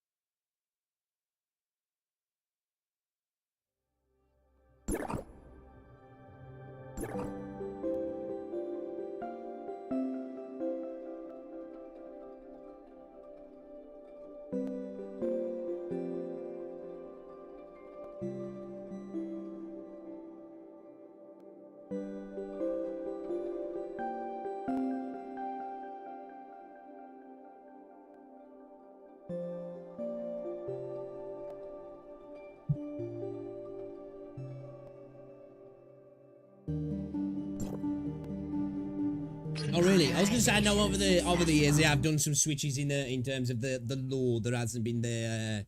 Because the thing with the lore, especially in 40k as well, is it's very vague, isn't it? Which is one of the things I love about. Like, don't get me wrong, never played any tabletop stuff. from Games Workshop, but I love the universe of 40k, and that's one thing that I really like about it, that it's told in a very vague way. It's told as like how kind of like how history's told, isn't it? That it's like reported from word of mouth throughout the, you know, there's a lot of stuff that just we don't know where this happened or how this happened. We just kind of have had witness statements and things that are just known because it's been known for years from other people. It's not necessarily told from a narrator's kind of standpoint, and I love that about the lore. Yo, what's going on, Cyber Gamer?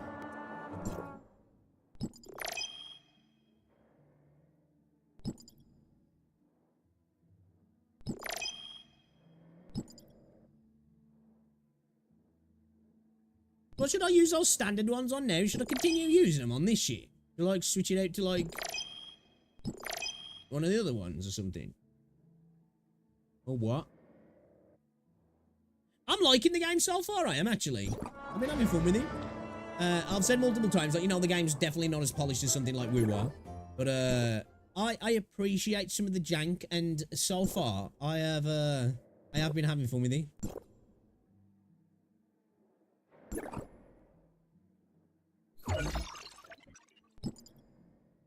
I appreciate that there's quite a...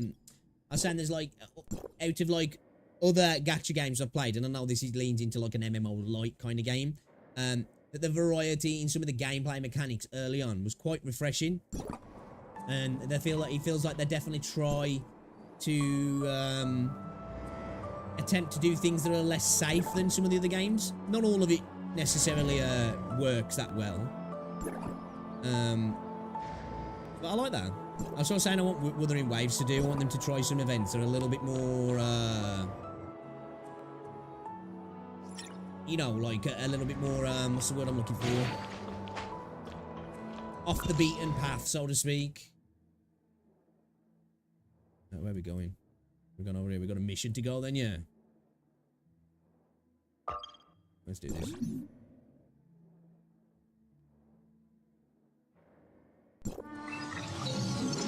Fucking heads itchy, man. So I got fleas, bro? Dude, you mentioned me being on the grind yesterday on the UL 41 and my character levels are maxed out at 70 now. Hey, he's addicted, man. We got him, boys. We got him. We got him, boys. We freaking got him.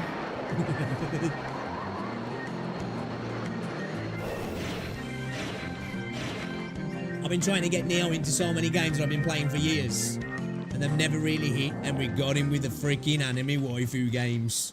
Let's go, lads. One of us. One of us. One of us.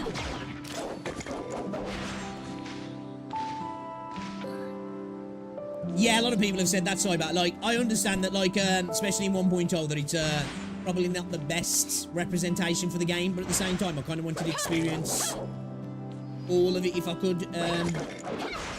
Like, I was saying to people, like, if it gets that bad, like, I might skip, but, I wanted to try and experience it, how people experience the game on launch, so I can really get a good viewpoint of it, like.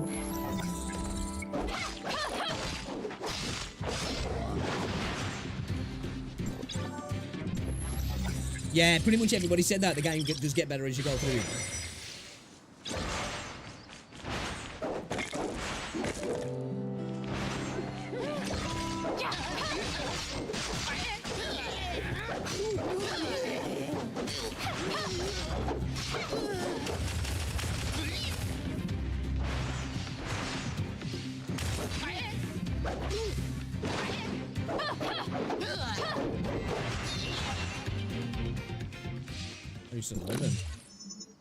How's the game looking as well? Stream still looking smooth, is it? It's true, I'm fucking up now.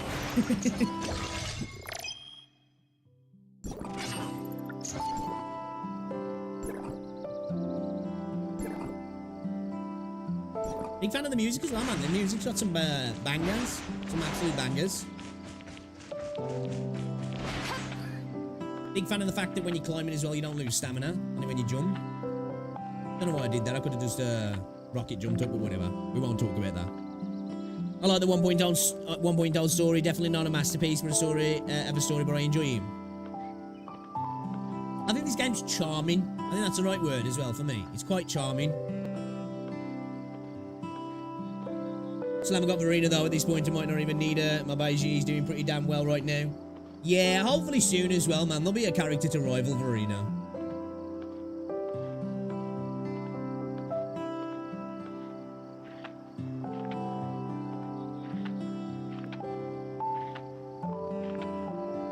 Dude, like, if this was like a cliff in Genshin, it'd just be like, nope, not happening, you know? Not happening.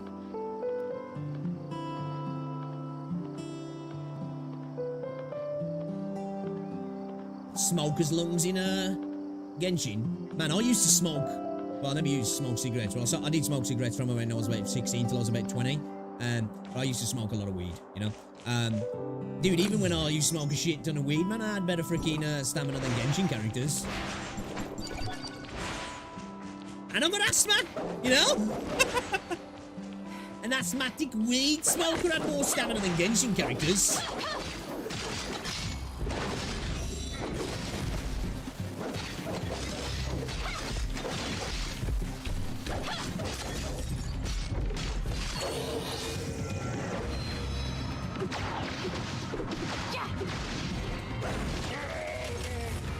Yeah, I had to. What game was it? I started playing, and it was Spacebar was dodge, and I just had to rebind the game because I was just like, dude, this is fucking weird. This is so used to dodge being shift. Yeah, I'll be on it later. Every day, that's what I'm saying. At the minute, WuWa is still the only game that I daily log in. I do my dailies, like even if I don't stream. I did a little bit yesterday. Or I was doing a sweep on my PC yesterday, like, and it took like a, you know, like now and again I just like to make sure my PC's all protected, so I was like doing a full on scan that took like an hour and 10 minutes, and while it was doing it, everything was running slow, like, so I couldn't really do everything I wanted to do in Wuthering Waves. But yeah, dude, man, every day I get in and I do my shit, even if I ain't streaming.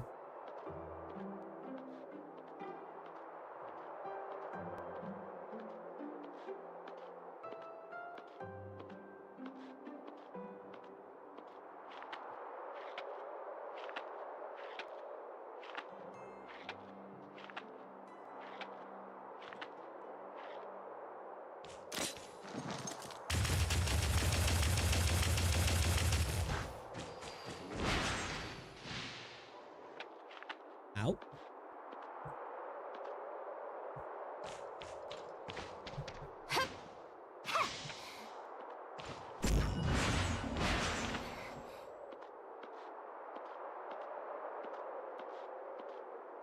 Did you use your 80 standard pulls yet? I don't know. I did my 30 pulls on the selector. I did do some other pulls, but I don't know if I don't know really. I'm still a little bit unsure of.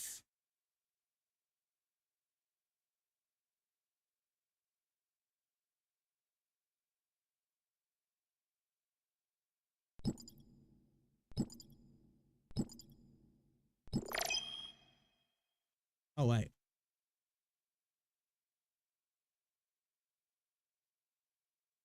I guess not.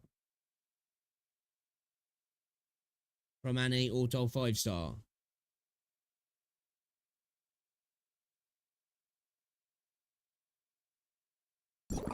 Why am I looking at that? Where am I looking? Where am I looking?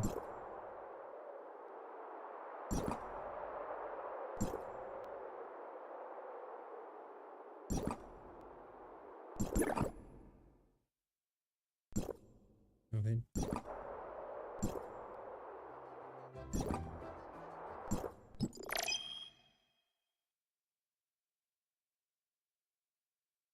Okay, what, use them on these banners, yeah. Like, try, because obviously I got my SSR in the healing. So, like, should I switch to the, do an attack and a fortitude?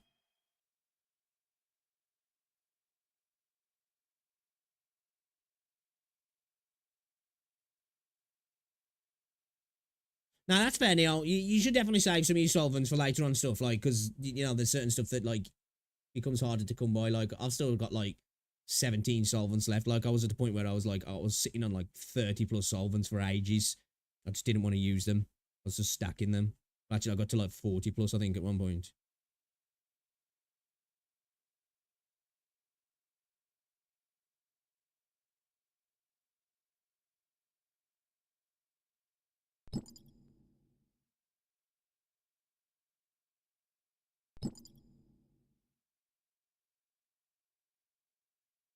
Let's do 2 pulls on this as well then.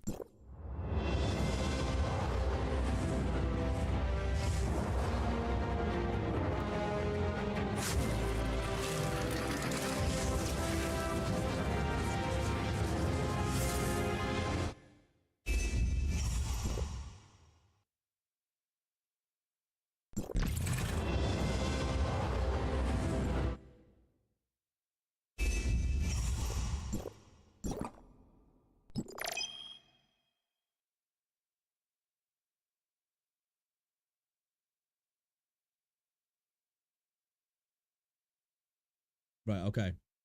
Alright, let's pull on here then. Should have done a 10 really, shouldn't we? Oh shit. Oh nice. That's a copy then of that, yeah. Sweet, sweet. Can I do 10 pulls on this? I don't think I can I? I'm gonna just do a 1 or a 1. Why is 1 black and 1 blue?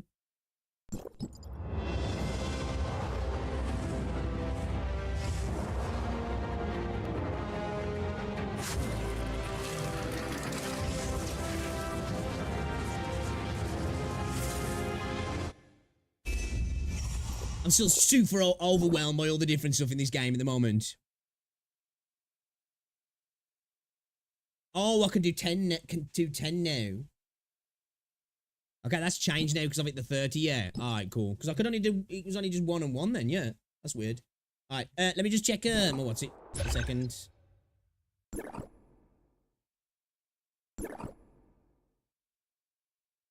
So I got This pre-tap to edit weapon loadout presets. What's that? Set the equipped matrix as the current preset. I don't have any other matrices. Oh yeah, do I? I need to get some more. Okay, what does that do then? So I've got a 1 star.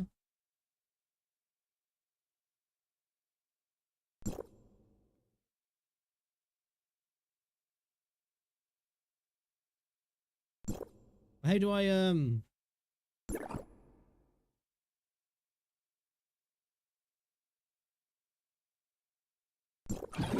Ah, there we go. Okay. We're 2 star now, yeah. So what was that? What does it give us? Increase the current weapons base attack growth by 10%. Right, is that a 2 star now, or was it just a 1 star?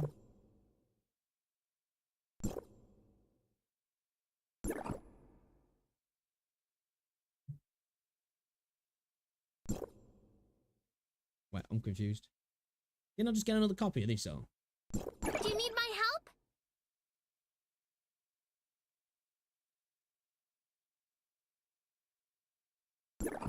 Okay, went to 1 star. Yeah, okay, yeah, that makes sense. That makes sense. Yeah, yeah, yeah. I'm tripping. Ignore me. Ignore me. Yeah. All right, let's go.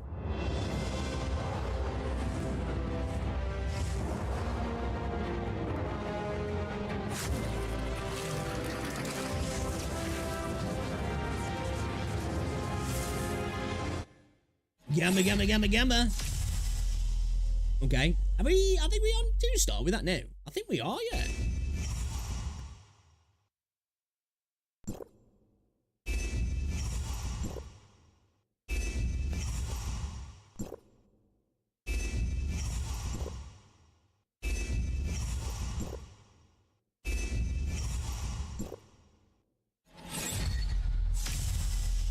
Okay, nice. We're getting them copies, boys. We're getting them copies. Let's go.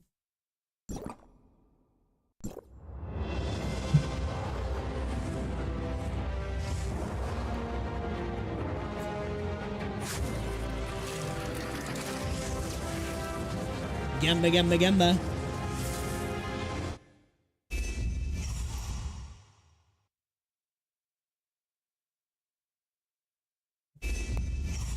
2-6.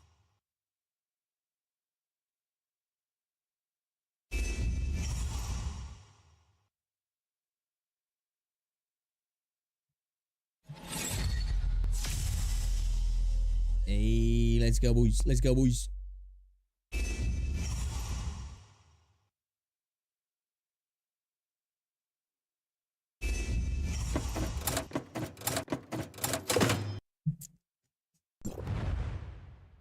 Nice, nice. Order another 10. Why not?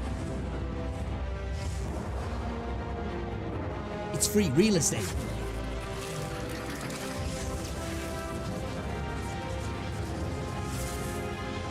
Hey, let's go, let's go, let's go. It's gold. It's gold. What is it? Come on. Come on. Nice. Let's go. Where's me gold?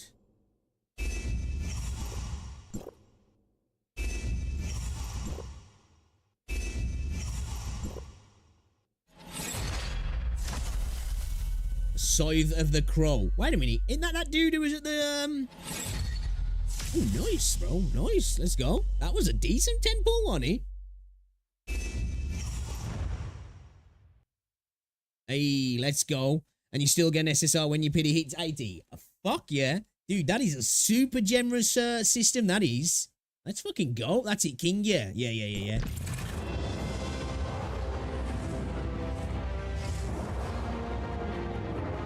I'm feeling this system.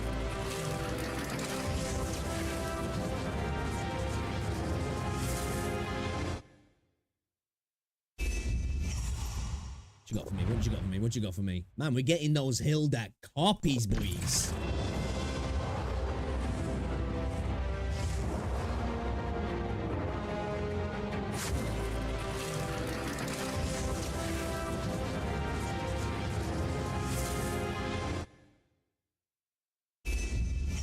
So say if you got another gold, if you was lucky enough now, you got another SSR, you'd still get one at 80, so you could get 3.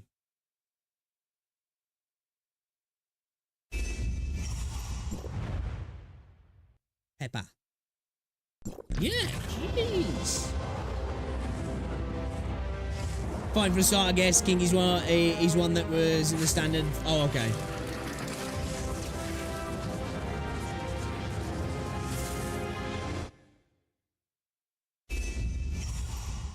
Chimp is officially at the cage and he's throwing poo at the windows. Yes, bro. Monkey brain is in full effect right now.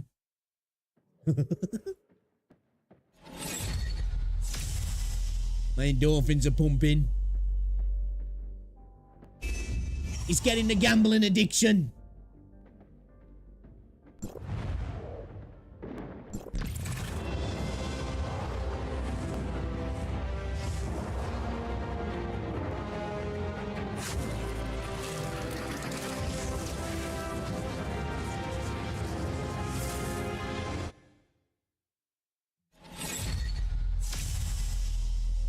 Okay, alright.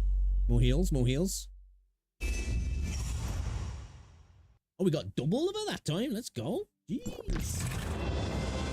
Jeez. Jeez.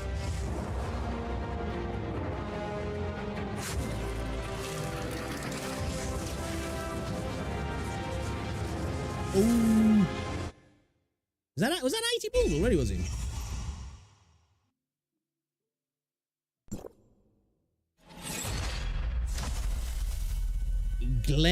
Glemfnir. Gleipnir? Is she good? It's guaranteed works if you can't find more than twice, but you also can't win more than Oh, okay. Hey, that's still pretty generous, though. That's still pretty generous.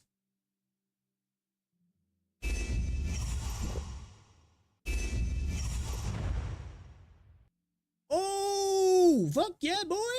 Fuck yeah, boy! Double SSR! Fuck yeah!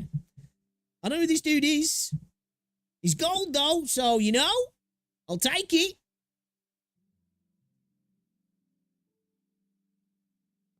Let's fucking go. I don't even know if I'm at 80. Yes. Yes, I am at 80. That was our 80, yeah. Sweet. So we got what? 3 SSRs? Hey! That's what I'm talking about. I ain't used to that. I ain't used to that. So I'll take that. I will take that. Let's fucking go. I didn't realise I was still on the cliff edge while I was doing this. It's on the cliff edge gambling. I don't know why I didn't use my my rocket booster.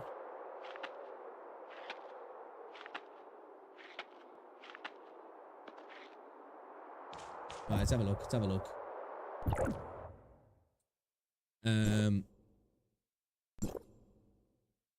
Ooh, that looks pretty cool, dude. That's fire.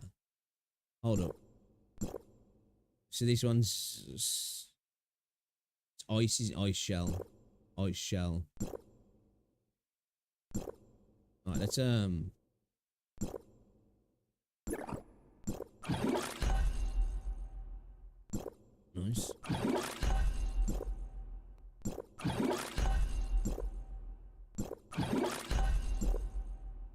Let's go, boys. Nearly got all the stars for that.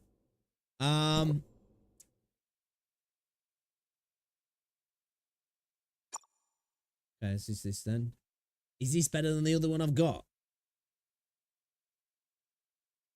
Oh, this is Volt, so it might be useful to switch to that, I don't know. Because if we switch out for this to fire, we'll have ice, Volt, and fire, won't we?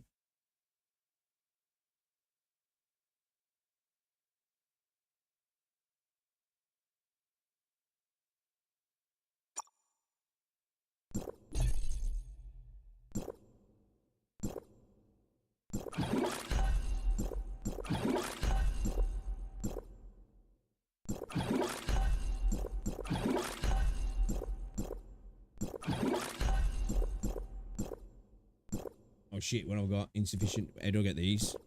Weapon store, collect elemental ores. That's them red things that we've seen around here. Okay. Alright. See, I'm thinking I'm probably better switching out to this one. Cause that way then I've got Volt, Fire, and the ice, yeah. Volt weapon's pretty good, is he? I have actually been finding it okay. I want to use this one though. I want to use this one. Let's go find some fucking... Can I, Oh wait, I can... Oh, sweet. Yeah, fuck yeah. How many do I need? 3.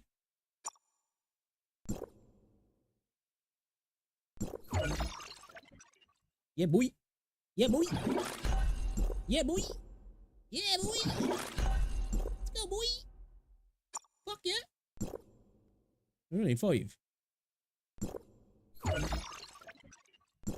Oh no, I only need 3. Alright.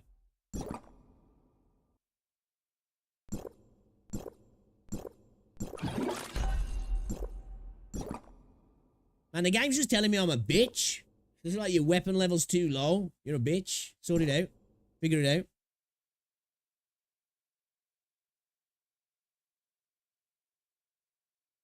It's best you can get for Volt. Oh, easy.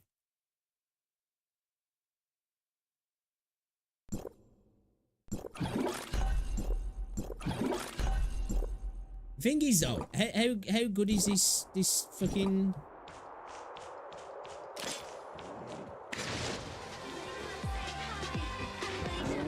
Oh shit.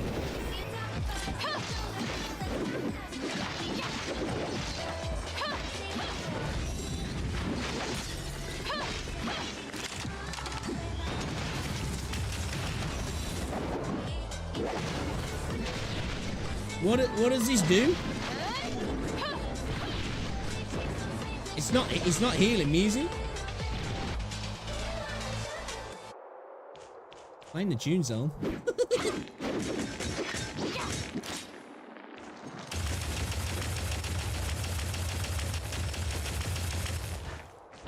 Okay, so it's a buff. Okay, alright.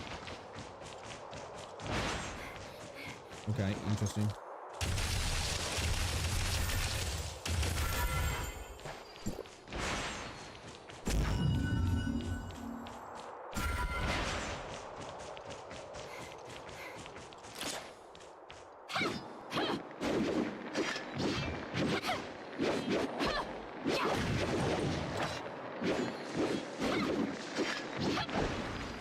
Oh, wait. You set someone on fire? What's that on fire then? Well, can that like? Will that do like dot damage on enemies then if they're standing in there?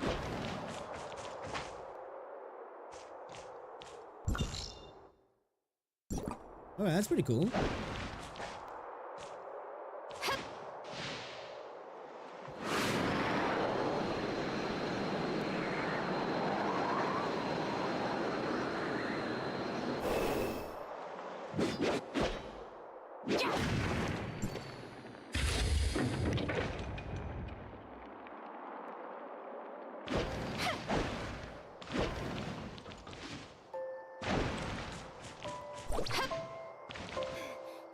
Don't you know how it works around here? Money, now. I don't know if I kind of want to bring the healing back, though. I don't know.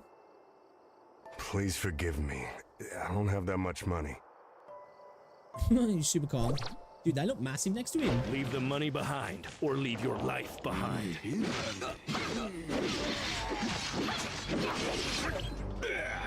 I like the weapon animation attack, though. I'm okay.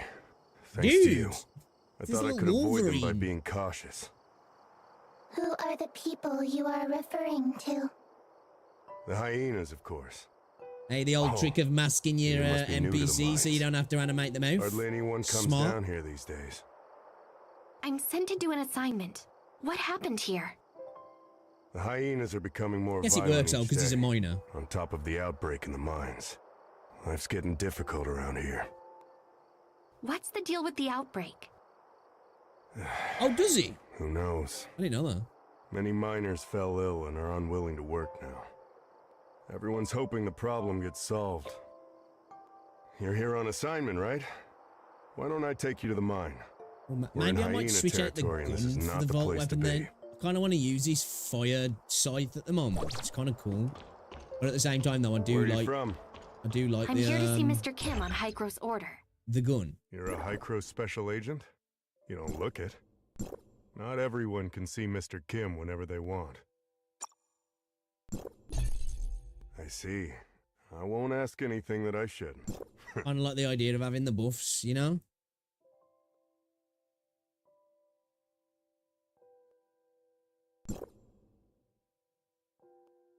On the ground, attack 7 times. First attack, deal damage equal to 48.6% of attack plus second attack. Okay.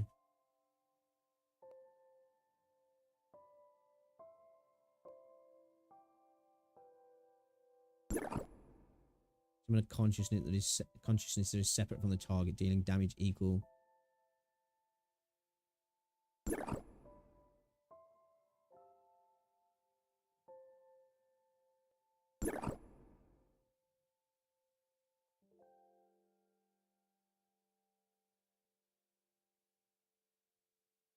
Okay. We'll figure it out.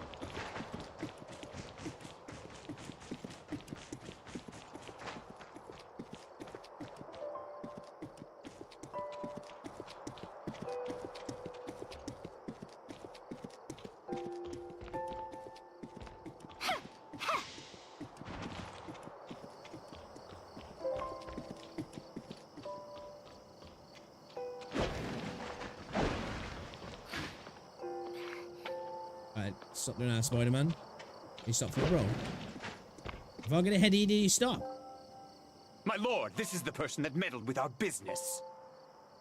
Holy shit, bro, what the fuck? Hey, I think in a gacha game, that's the first fat female character I've seen.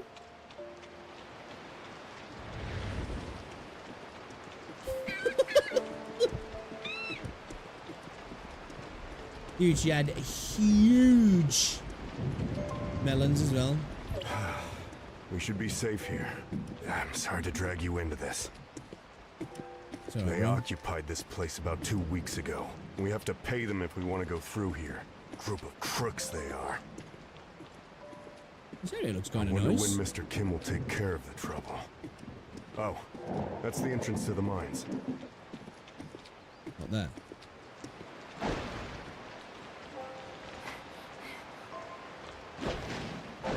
Sorry, bro. I was having a look. Curious, mate. I was curious. There you are, Gus. I was about to send people to look for you. Don't remind me. I ran into the hyenas and would have died if not for this hero here. Dude, this is a universe with people with giant hands, isn't it? Thank you for saving Gus. He's lucky to be alive. Cone, this is a special agent of Hycro's. Here on assignment. Special agent of Hycro's? The bigwigs finally care about us? As a special agent, you must have brought the cure, right? May I see it? Searching database using keyword your. It was an interdimensional power slap contest. These guys would get the gold every Stop time. giving them a hard like, time, holy cow. Cone. Is Giggs in the base? The agent would like to see Mr. Kim. Giggs has been here for a while, but they're having quite a quarrel. You should check it out. Is there any characters that use like rifles like that? That rifle looks kind of Cone cool. is a good man, and that wasn't directed to you.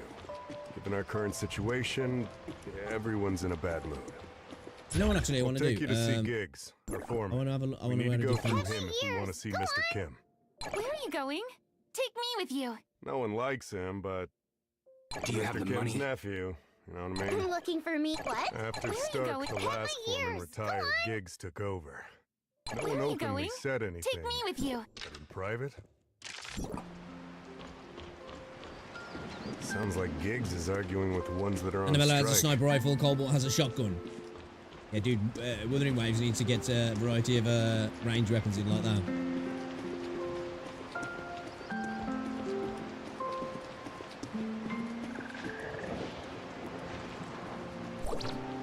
And these dudes just lying down on the job. We Or won't they work until the miner's disease is taken care of. both. We're people too! Stop this nonsense! My uncle is working on it. Now get back to work! Don't my uncle me. You're all talk.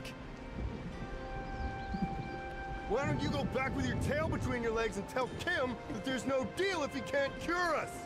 Come on. Just a random crab. Yes, go back! You know, if shouting could get things done, I would be protesting with them long ago. See the guy besieged by people? That's Giggs. He can take you to Mr. Kim. However, it looks like he ain't going anywhere for a while. I'm sorry, but I did all I could. These patients are in pretty bad shape. I've got to find someone to take care of them. Okay, thanks. Alright, cheers, Rat. Nice one, nice one. I quite like these characters' design. Dude, they're giving knee pads, man. Hold on a second.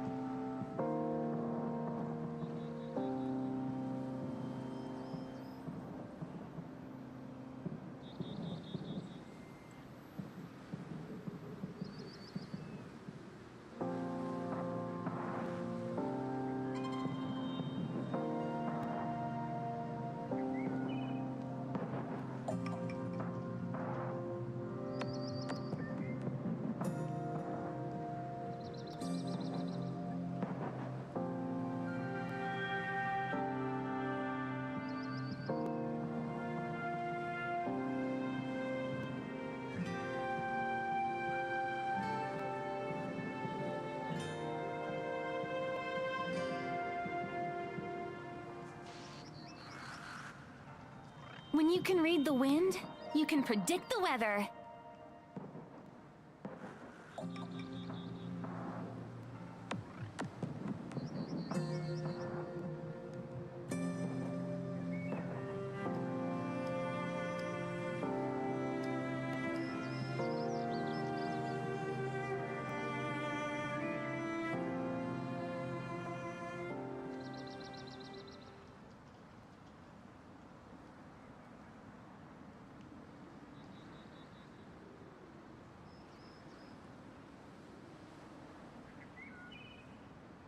I don't care where we go. I just don't like standing still.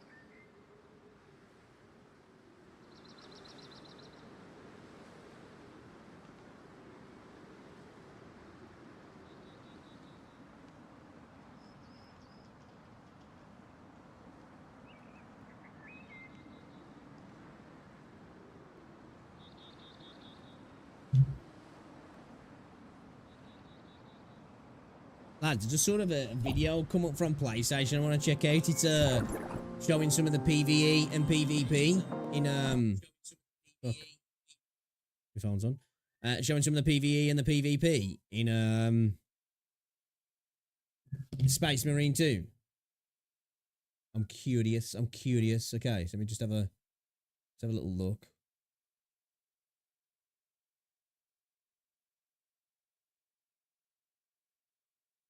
To be an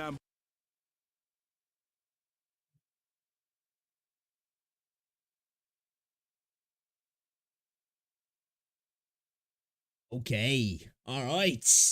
Warhammer 40k Space Marine 2 extended multiplayer gameplay. I am very much looking forward to this game, so I think we've got a bit of PvE and some PvP versus mode on this, so let's check it out, man, because I'm looking forward to this game. Hope the multiplayer's good. The game's looking insane so far. Dude. I can't wait, man. I can't wait. The Space Marines are looking so badass. Visually as well. The detail is looking nice right off the bat. We're 7 seconds in and I'm already impressed. To destroy the enemy swarm. Trigger detonation only when the main swarm has bit of co-op here. Blast zone. Emperor, preserve us all. I am honored to have Lord Titus command our unit. He has clearly served long and with distinction. There is short. So this little icon that's on the ground in front of me, is this like some ranged launch hammer attack, is it then? To be an ambush. I have been dying to carve up some Xenos. Okay, alright. So I'm guessing it's basically co-op horde mode, which it seems like a lot of the game is that anyway, because obviously we're fighting Tyranids, so that makes sense.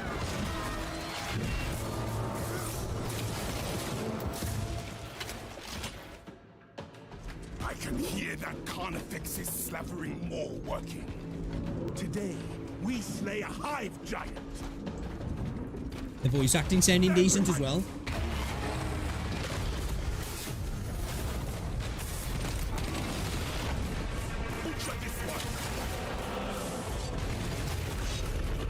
The animations look good as well. The animations look really good. Hit that Carnifex with everything we have.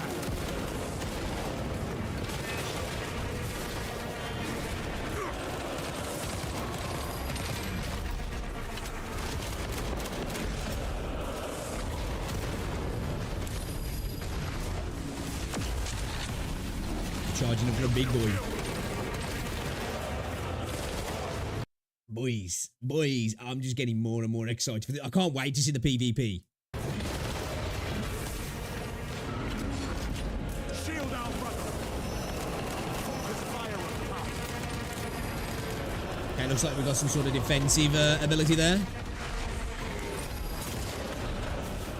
So it looks like we've got grenades, obviously our main weapon, and then our skill, I'm guessing here.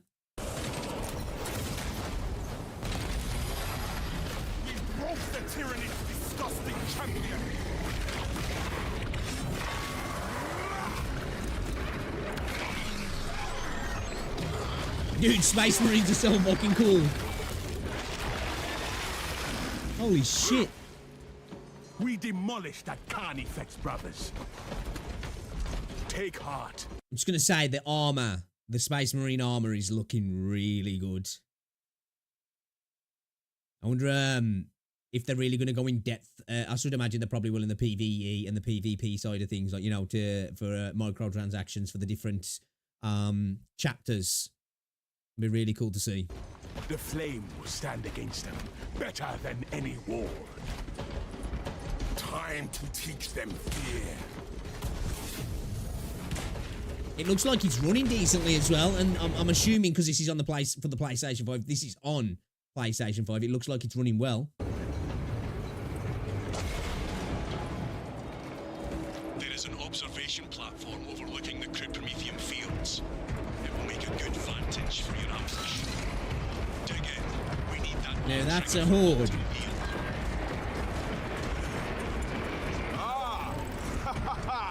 Good. They come. I wondered how I might pass the time.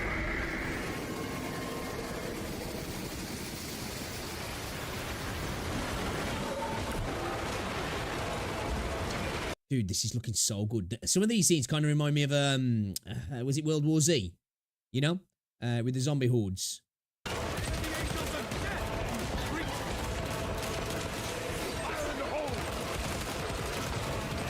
Holy shit!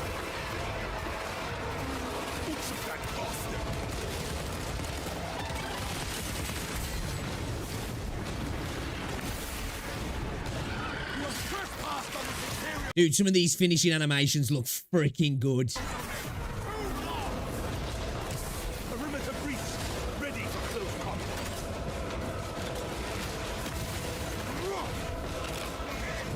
The squad is almost fully committed. Be ready for my mark. Wardrobe back.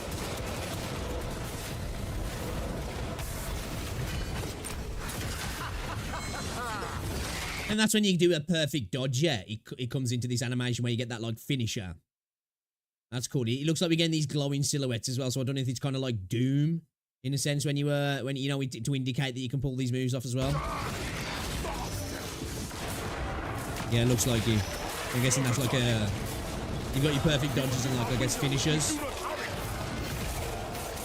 Looks like he's doing some of those finishers, though, just without those, so I wonder if it's because they're smaller ones, or... I don't know. I'm interested.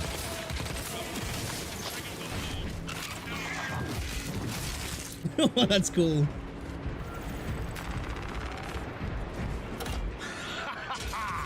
I am going to enjoy watching these tyrannies ride in the flames.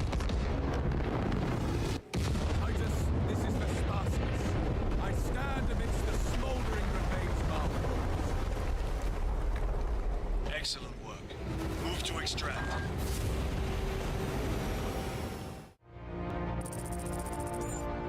Here we go, here we go. And somebody who likes a bit of PvP. Versus mode, Eternal War, Capture and Control. Okay, let's go. Here we go, here we go. This is where we're going to start to see the different chapters, the Heretic Astartes. Dude, oh my god, they're looking so good. I wonder if we're going to have, like, Chaos Marines as well. Hey, the Adeptus, let's go, boys.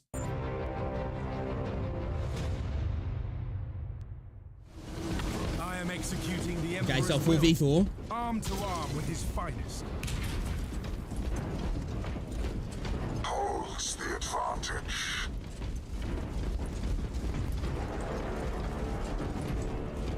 Engage on our terms only.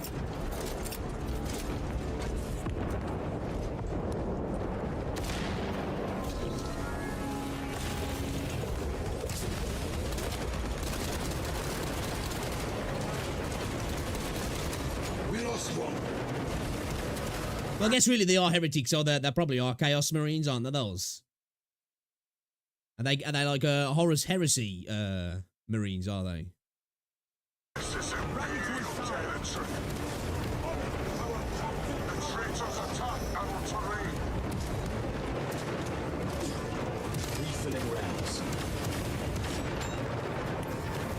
Dude, I'm not gonna lie, these heretic Marines look fucking dope.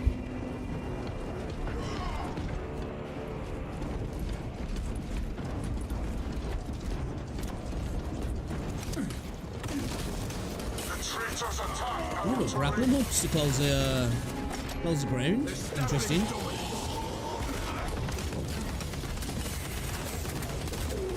This looks good, this does.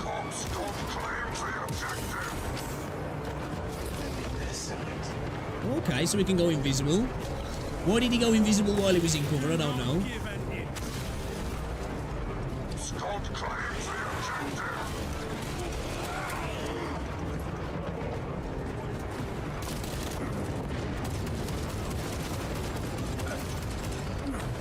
Traitor kill confirmed. Imperial matches assault our territory.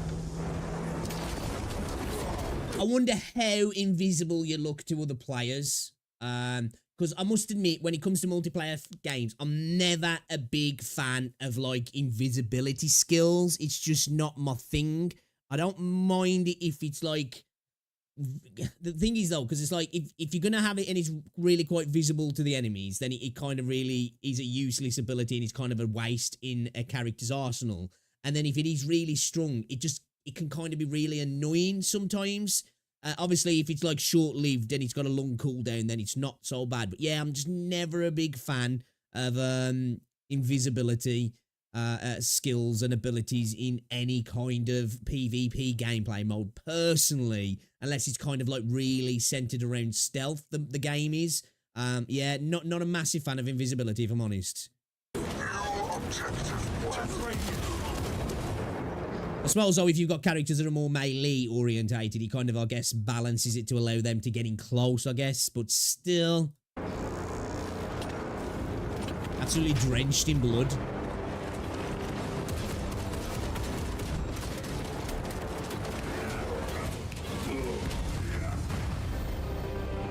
The bolt guns sound good. Okay.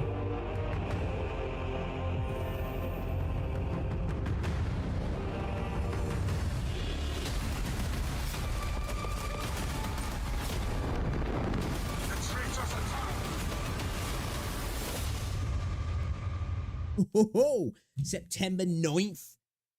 Dude, I'm looking forward. This is coming to PC as well, isn't it? This, yeah. I'm not tripping, am I? This is coming to PC. I'm 99% sure it is, right? Looks insane. Looks insane. The PvE mode looks crazy. And somebody who is a PvP enjoyer. The PvP mode looks kind of cool as well, actually. I wonder if there's I'm assuming there's gonna be other PvP modes as well. Yeah, this game is looking really good. I saw some of the gameplay recently from the actual story, from the campaign. The game looks gorgeous. Like, the graphical fidelity is lovely. The amount of enemies that are on screen looks great. It's bloody, it's gory, just how it should be in a 40k game. Let's face it, there is only war, and it's like a super dark, gritty future, isn't it? That's pretty much just a universe you would not want to be in.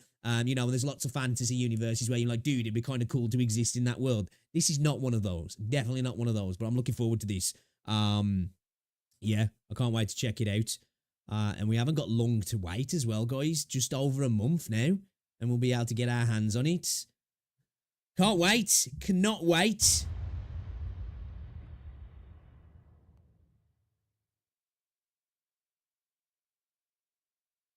So go, what's this? Season Pass, Ultramarine Champions Pack, 4-day early unlock. Never a massive fan. Oh, is this just for the DLC, is it? Oh, no, this is... Okay, so pre-order gets you 4-day early unlock and McCragg's Chosen DLC. Whenever they do this with pre-order bonuses, it's never really an early unlock. This is the launch day. They just knock it back, don't they, really? Never a big fan of those 4-day early things when it comes to pre-order bonuses and stuff. But the game's looking fire. The game is looking fire. The animations look great. The visuals are great. It looks like there's some really cool skills and abilities that they've got in the PvE and the PvP. Never really a big fan of invisibility, but hey, you know, you can't have everything, I guess. But looking forward to that Warhammer 40k. Let's go. Dude, I can't wait for that. Cannot wait. Hype. Hype-oo. Hype-oo. Where are we going? This way, yeah. Oh no, we need to go speak to him, yeah. Excuse me, but what are you Look forward to the disputing? PvE, never been a big PvP player, that's fair. It looked, both look good though. You should A leave. little bit of There's an everything for outbreak of everybody. disease. Everyone is spooked, and we saw those people fall ill. Yet Mr. Kim I feel still like pushes us a to work. protect the payload mode would be really good in there. Kim, get doctors for you. What we need are meds. And despite saying they'd solve the problem, they brush us off every time. They claimed a special med is coming our way today. So we've waited since morning. But guess what? Giggs told us that hyenas robbed the meds. How could he fool us? We're not gonna stand for this. Giggs has been jerking us around long enough. He better have an answer for us all. The miners are still agitated. Nia suggests asking Giggs for his side of the story. She's barely tall enough to stand out of the grass. Who said you could get up here? Go back down! Hi, Kroos. What can I do for you? Is he a drinker? I heard the hyenas took your medicine. Yes, my uncle spent a lot of money developing it, only for those to rob us blind. We put So a he's telling tracker the on the truth, then. crate, but we currently don't have the manpower to retrieve it.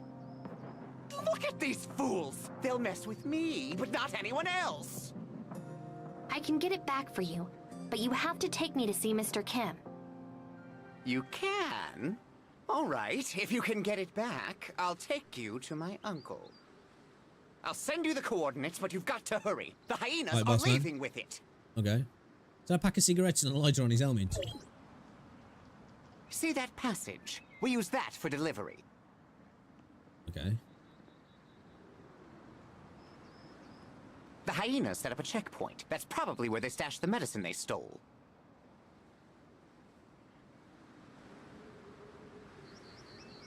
Right, let's go kick some midget ass then, yeah.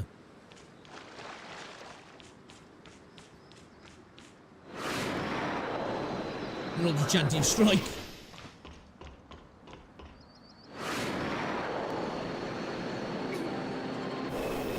Right, let's go get him.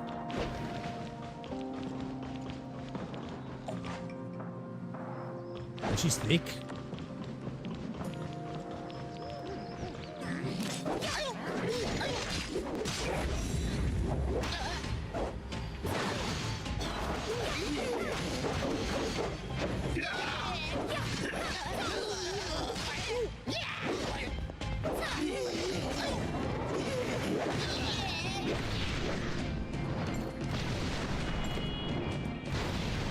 Oh shit, dude, that's still going? Okay. I'll see ya, I'll see ya. What skin is it I used on the Volt weapon then to get the heals? What do I do?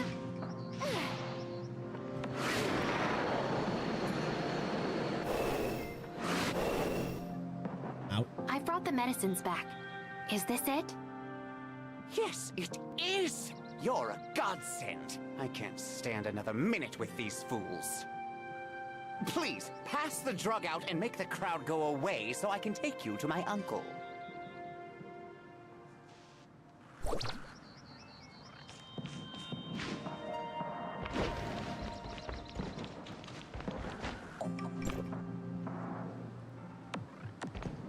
Thank you. Shit. Nearly ended him.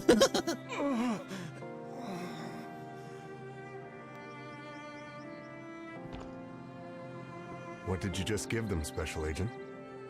Giggs said it's a special drug developed by Mr. Kim to treat the sickness. Thank you. I hope they'll get well soon. The My miners guy are has still got a refusing Giga to Chad leave. voice, hasn't he? Can you convince them? Sure, follow me. I'll convince them to leave.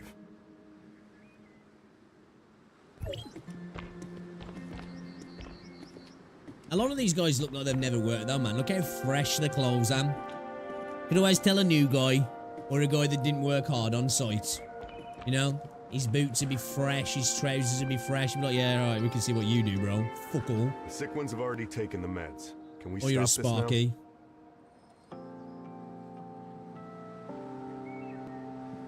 That's right, I already sent someone to distribute the meds. Why aren't you going back to work?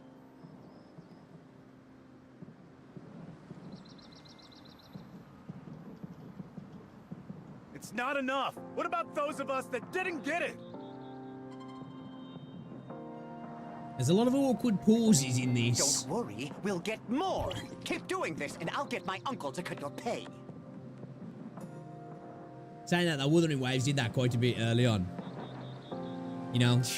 Some conversations would get cut off by the next sentence. Then other conversations would be like those super long, awkward pauses in between characters talking. Finally, the peons are gone. That was a chore. This guy is a dickhead though, isn't he? Now, will you take me to Mr. Kim? Follow me. You did us a huge favor, so I'm sure my uncle will be glad to help.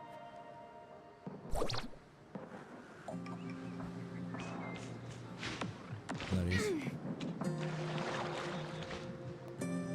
But before we go, I've got to ask you something. Here we go. What is it?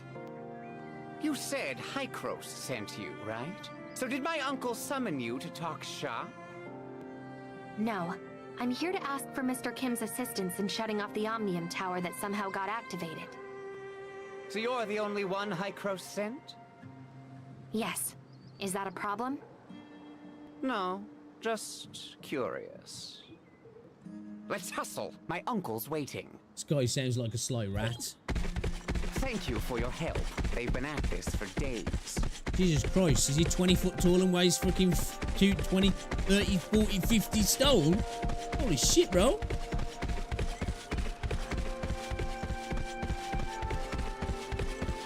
If it weren't for my uncle, this place would still be a dump. What is those stumpy feet, bro?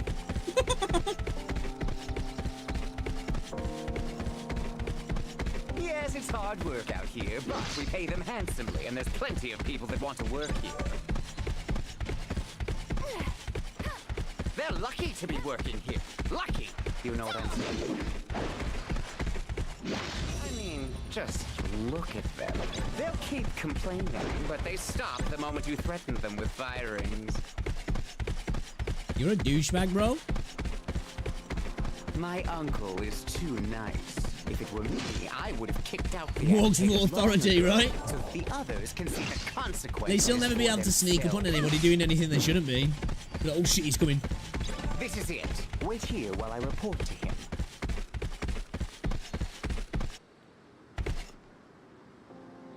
Uncle, the envoy from Hykros is here. And we took Has he got a back robot the cat? hijacked medicine, too. Good work, Giggs. Send the special agent. Hey, bro. Esteemed agent, thank you for everything you did for us. Please let me know if there's anything I can do for you. It is a severe outbreak. I'm doing everything I can to alleviate the situation, from giving them time off to finding a proper treatment plan. But the production of ore must not slow down. I'm not a philanthropist. I cannot sustain a big business and so many employees solely on compassion. Right, get back to fucking work. Have you put yourself in the miner's shoes? Those shoes, bro. I've seen all kinds of people and backgrounds. I even know their situation better than they do. The best way to get sympathy is to make yourself look as pitiful as you can. I'm sure you can understand that as well as I do. You're rather merciless. Oh, I don't think that's a fair assessment, Special Agent. I've never coerced anybody. They can work for money or they can leave. The choice is always theirs. I don't think Hykros sent you to discuss this issue, though, so how can I help you? I quite like the voice actor for this dude. Hykros is looking to shut off the tower with Astrum. I'll be very glad to help, but unfortunately, someone stole my Astrum some time ago. Once I noticed it was gone, I ordered a thorough search, but to no avail. I'm guessing the hyenas are responsible. They harassed us from all angles and seized considerable land from us. But I have a situation on hand, so I can't afford to spare anyone to deal with them. We can scratch each other's back. I take the hyenas, you find the Astrum. Deal. Let's start with the simplest step. I got the word that some hyena punks have been causing some problems around here. Think you can take care of them He's for got me? super short legs and super long arms. That was quick. Oh, it's happening somewhere else. Okay. Why is anybody scared of these little dudes? Why don't they just go and fuck them up? This guy's a stormtrooper. Mr. Kim, the hyenas are attacking us and we need help.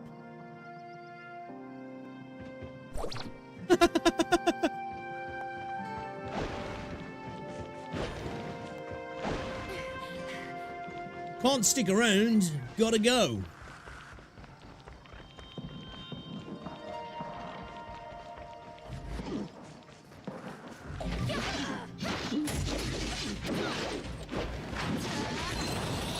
Above the pressure.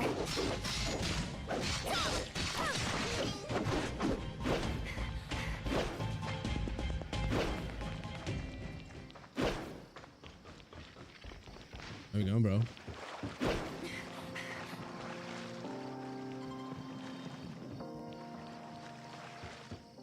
Some more of them. Oh, did we beat him up before you got here? What's he doing?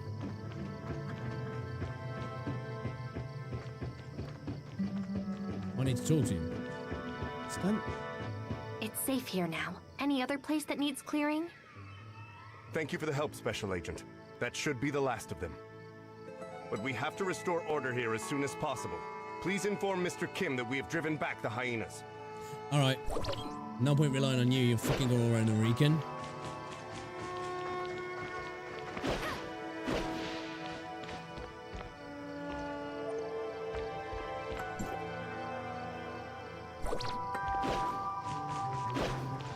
Do a bit of cooking.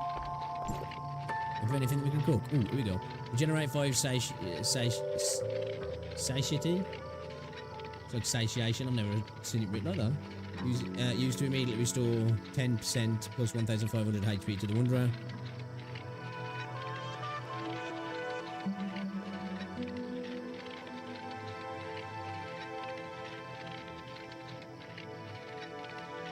Better off just putting it on the really. It sounds better. In the context of it.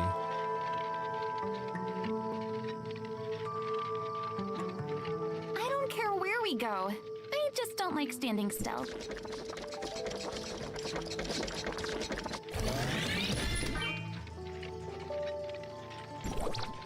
Okay.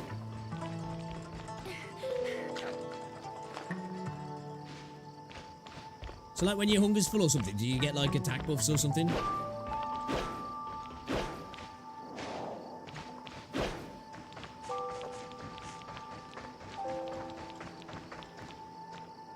Well done, Special Agent. Right, we. I've got another Well, he was just urgent running issue around. requiring your assistance. Irvin, Keeper of the Upper Mines, has sent a distress signal.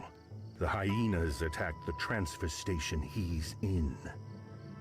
We lost contact with the station.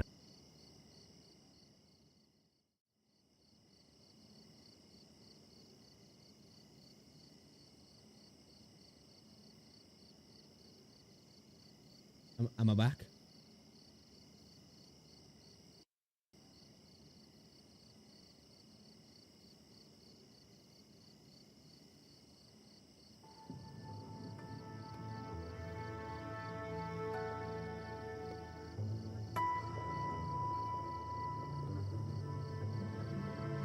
Are we back?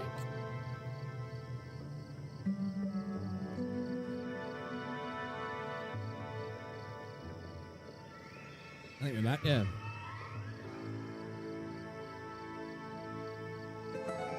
Yeah, I get random blue screens now and again on my streaming PC. It's ever since I got my 4K 60 Pro Mark II, the capture card.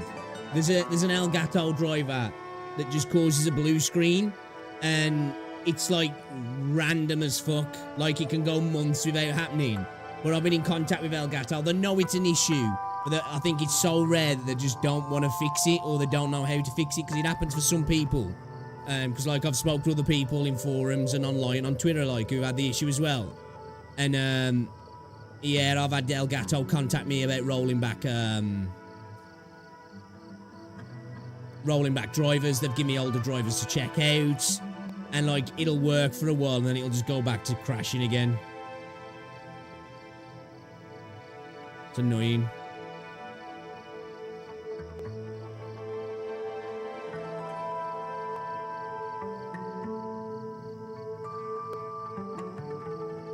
You can get to the station on the upper level from the tunnel underneath the base.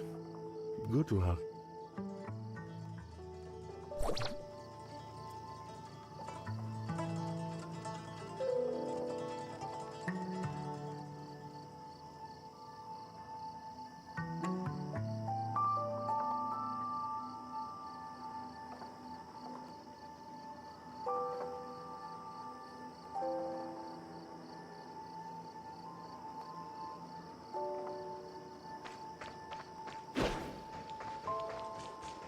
Are we back? Are we back? Are we back?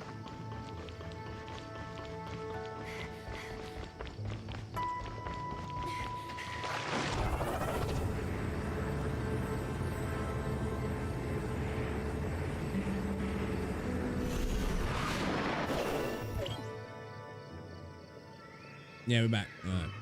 Yeah, it's just freaking... I was just saying, it's my Elgato capture card. It's a dodgy driver that I've just never been able to fix. I've even been in contact with Elgato. They've given me rollback drivers, but... You know...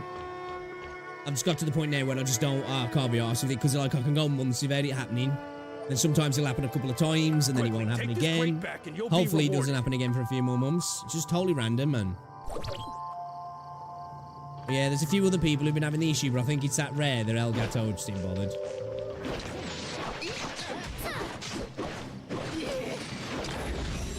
Mind your own business.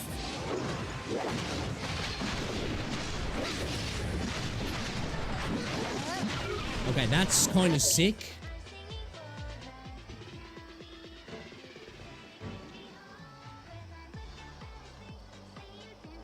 Yeah, you seen that? It's killed him with music. Jeez, man, look at her. Again. One day you'll pay for all this. Has she just got like a normal waifu-looking face on?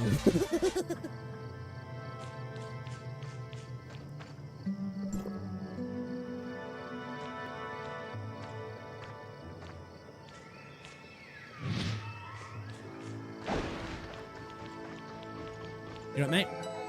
Thank you for your help, stranger. You are... Mr. Kim sent me. Are you Mr. Irvin? Yes, that's me. What order is Mr. Kim for me? Never mind that. Are you okay? You should go back to the base and have some rest. Assessment. You are in poor physical condition and require rest. I'm fine. But the hyenas made an ugly mess here. I'm ashamed to face Mr. Kim. Would you mind collecting the loose ore for me? I have to check the equipment for damage.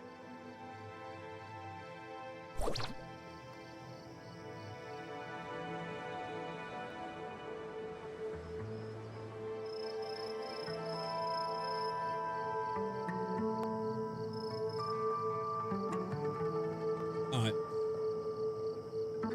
Saying that though, well, that's just happened. I am gonna have to, sorry, that was there then. We're gonna pick it up.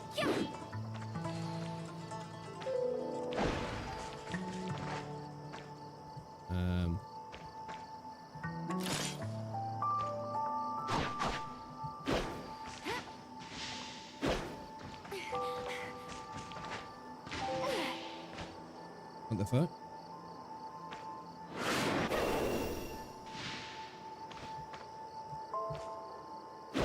Alright, maybe when we load back in, it'll be alright. Guys, I am gonna... Sorry about that anyway, cutting off and coming back. But I am gonna have to call it because it is... it's 4:30 and I've gotta go and get Rosie from work. I don't know if she's going to the gym tonight. She was planning to, but she said she's not really feeling up to it tonight. So, I might try and get live again later. I know I keep saying that, but I might actually. I want to play some more of this and I want to get my dailies done in waves as well. So, once again, guys... Story for 2 parts, and map left on that one planet. Nice, have fun to you. Yeah, cheers, dude. Appreciate ya. Shout out to everybody who's been hanging out as well, guys. Thank you very much. If I don't see you later, I will hopefully see you tomorrow. So, as always, stay safe. Enjoy the rest of your day, and I'll see you all a little bit later, guys. All right? Ta-ra. Check out the video on the YouTube channel as well. Peace. I don't care where we go. I just don't like standing still.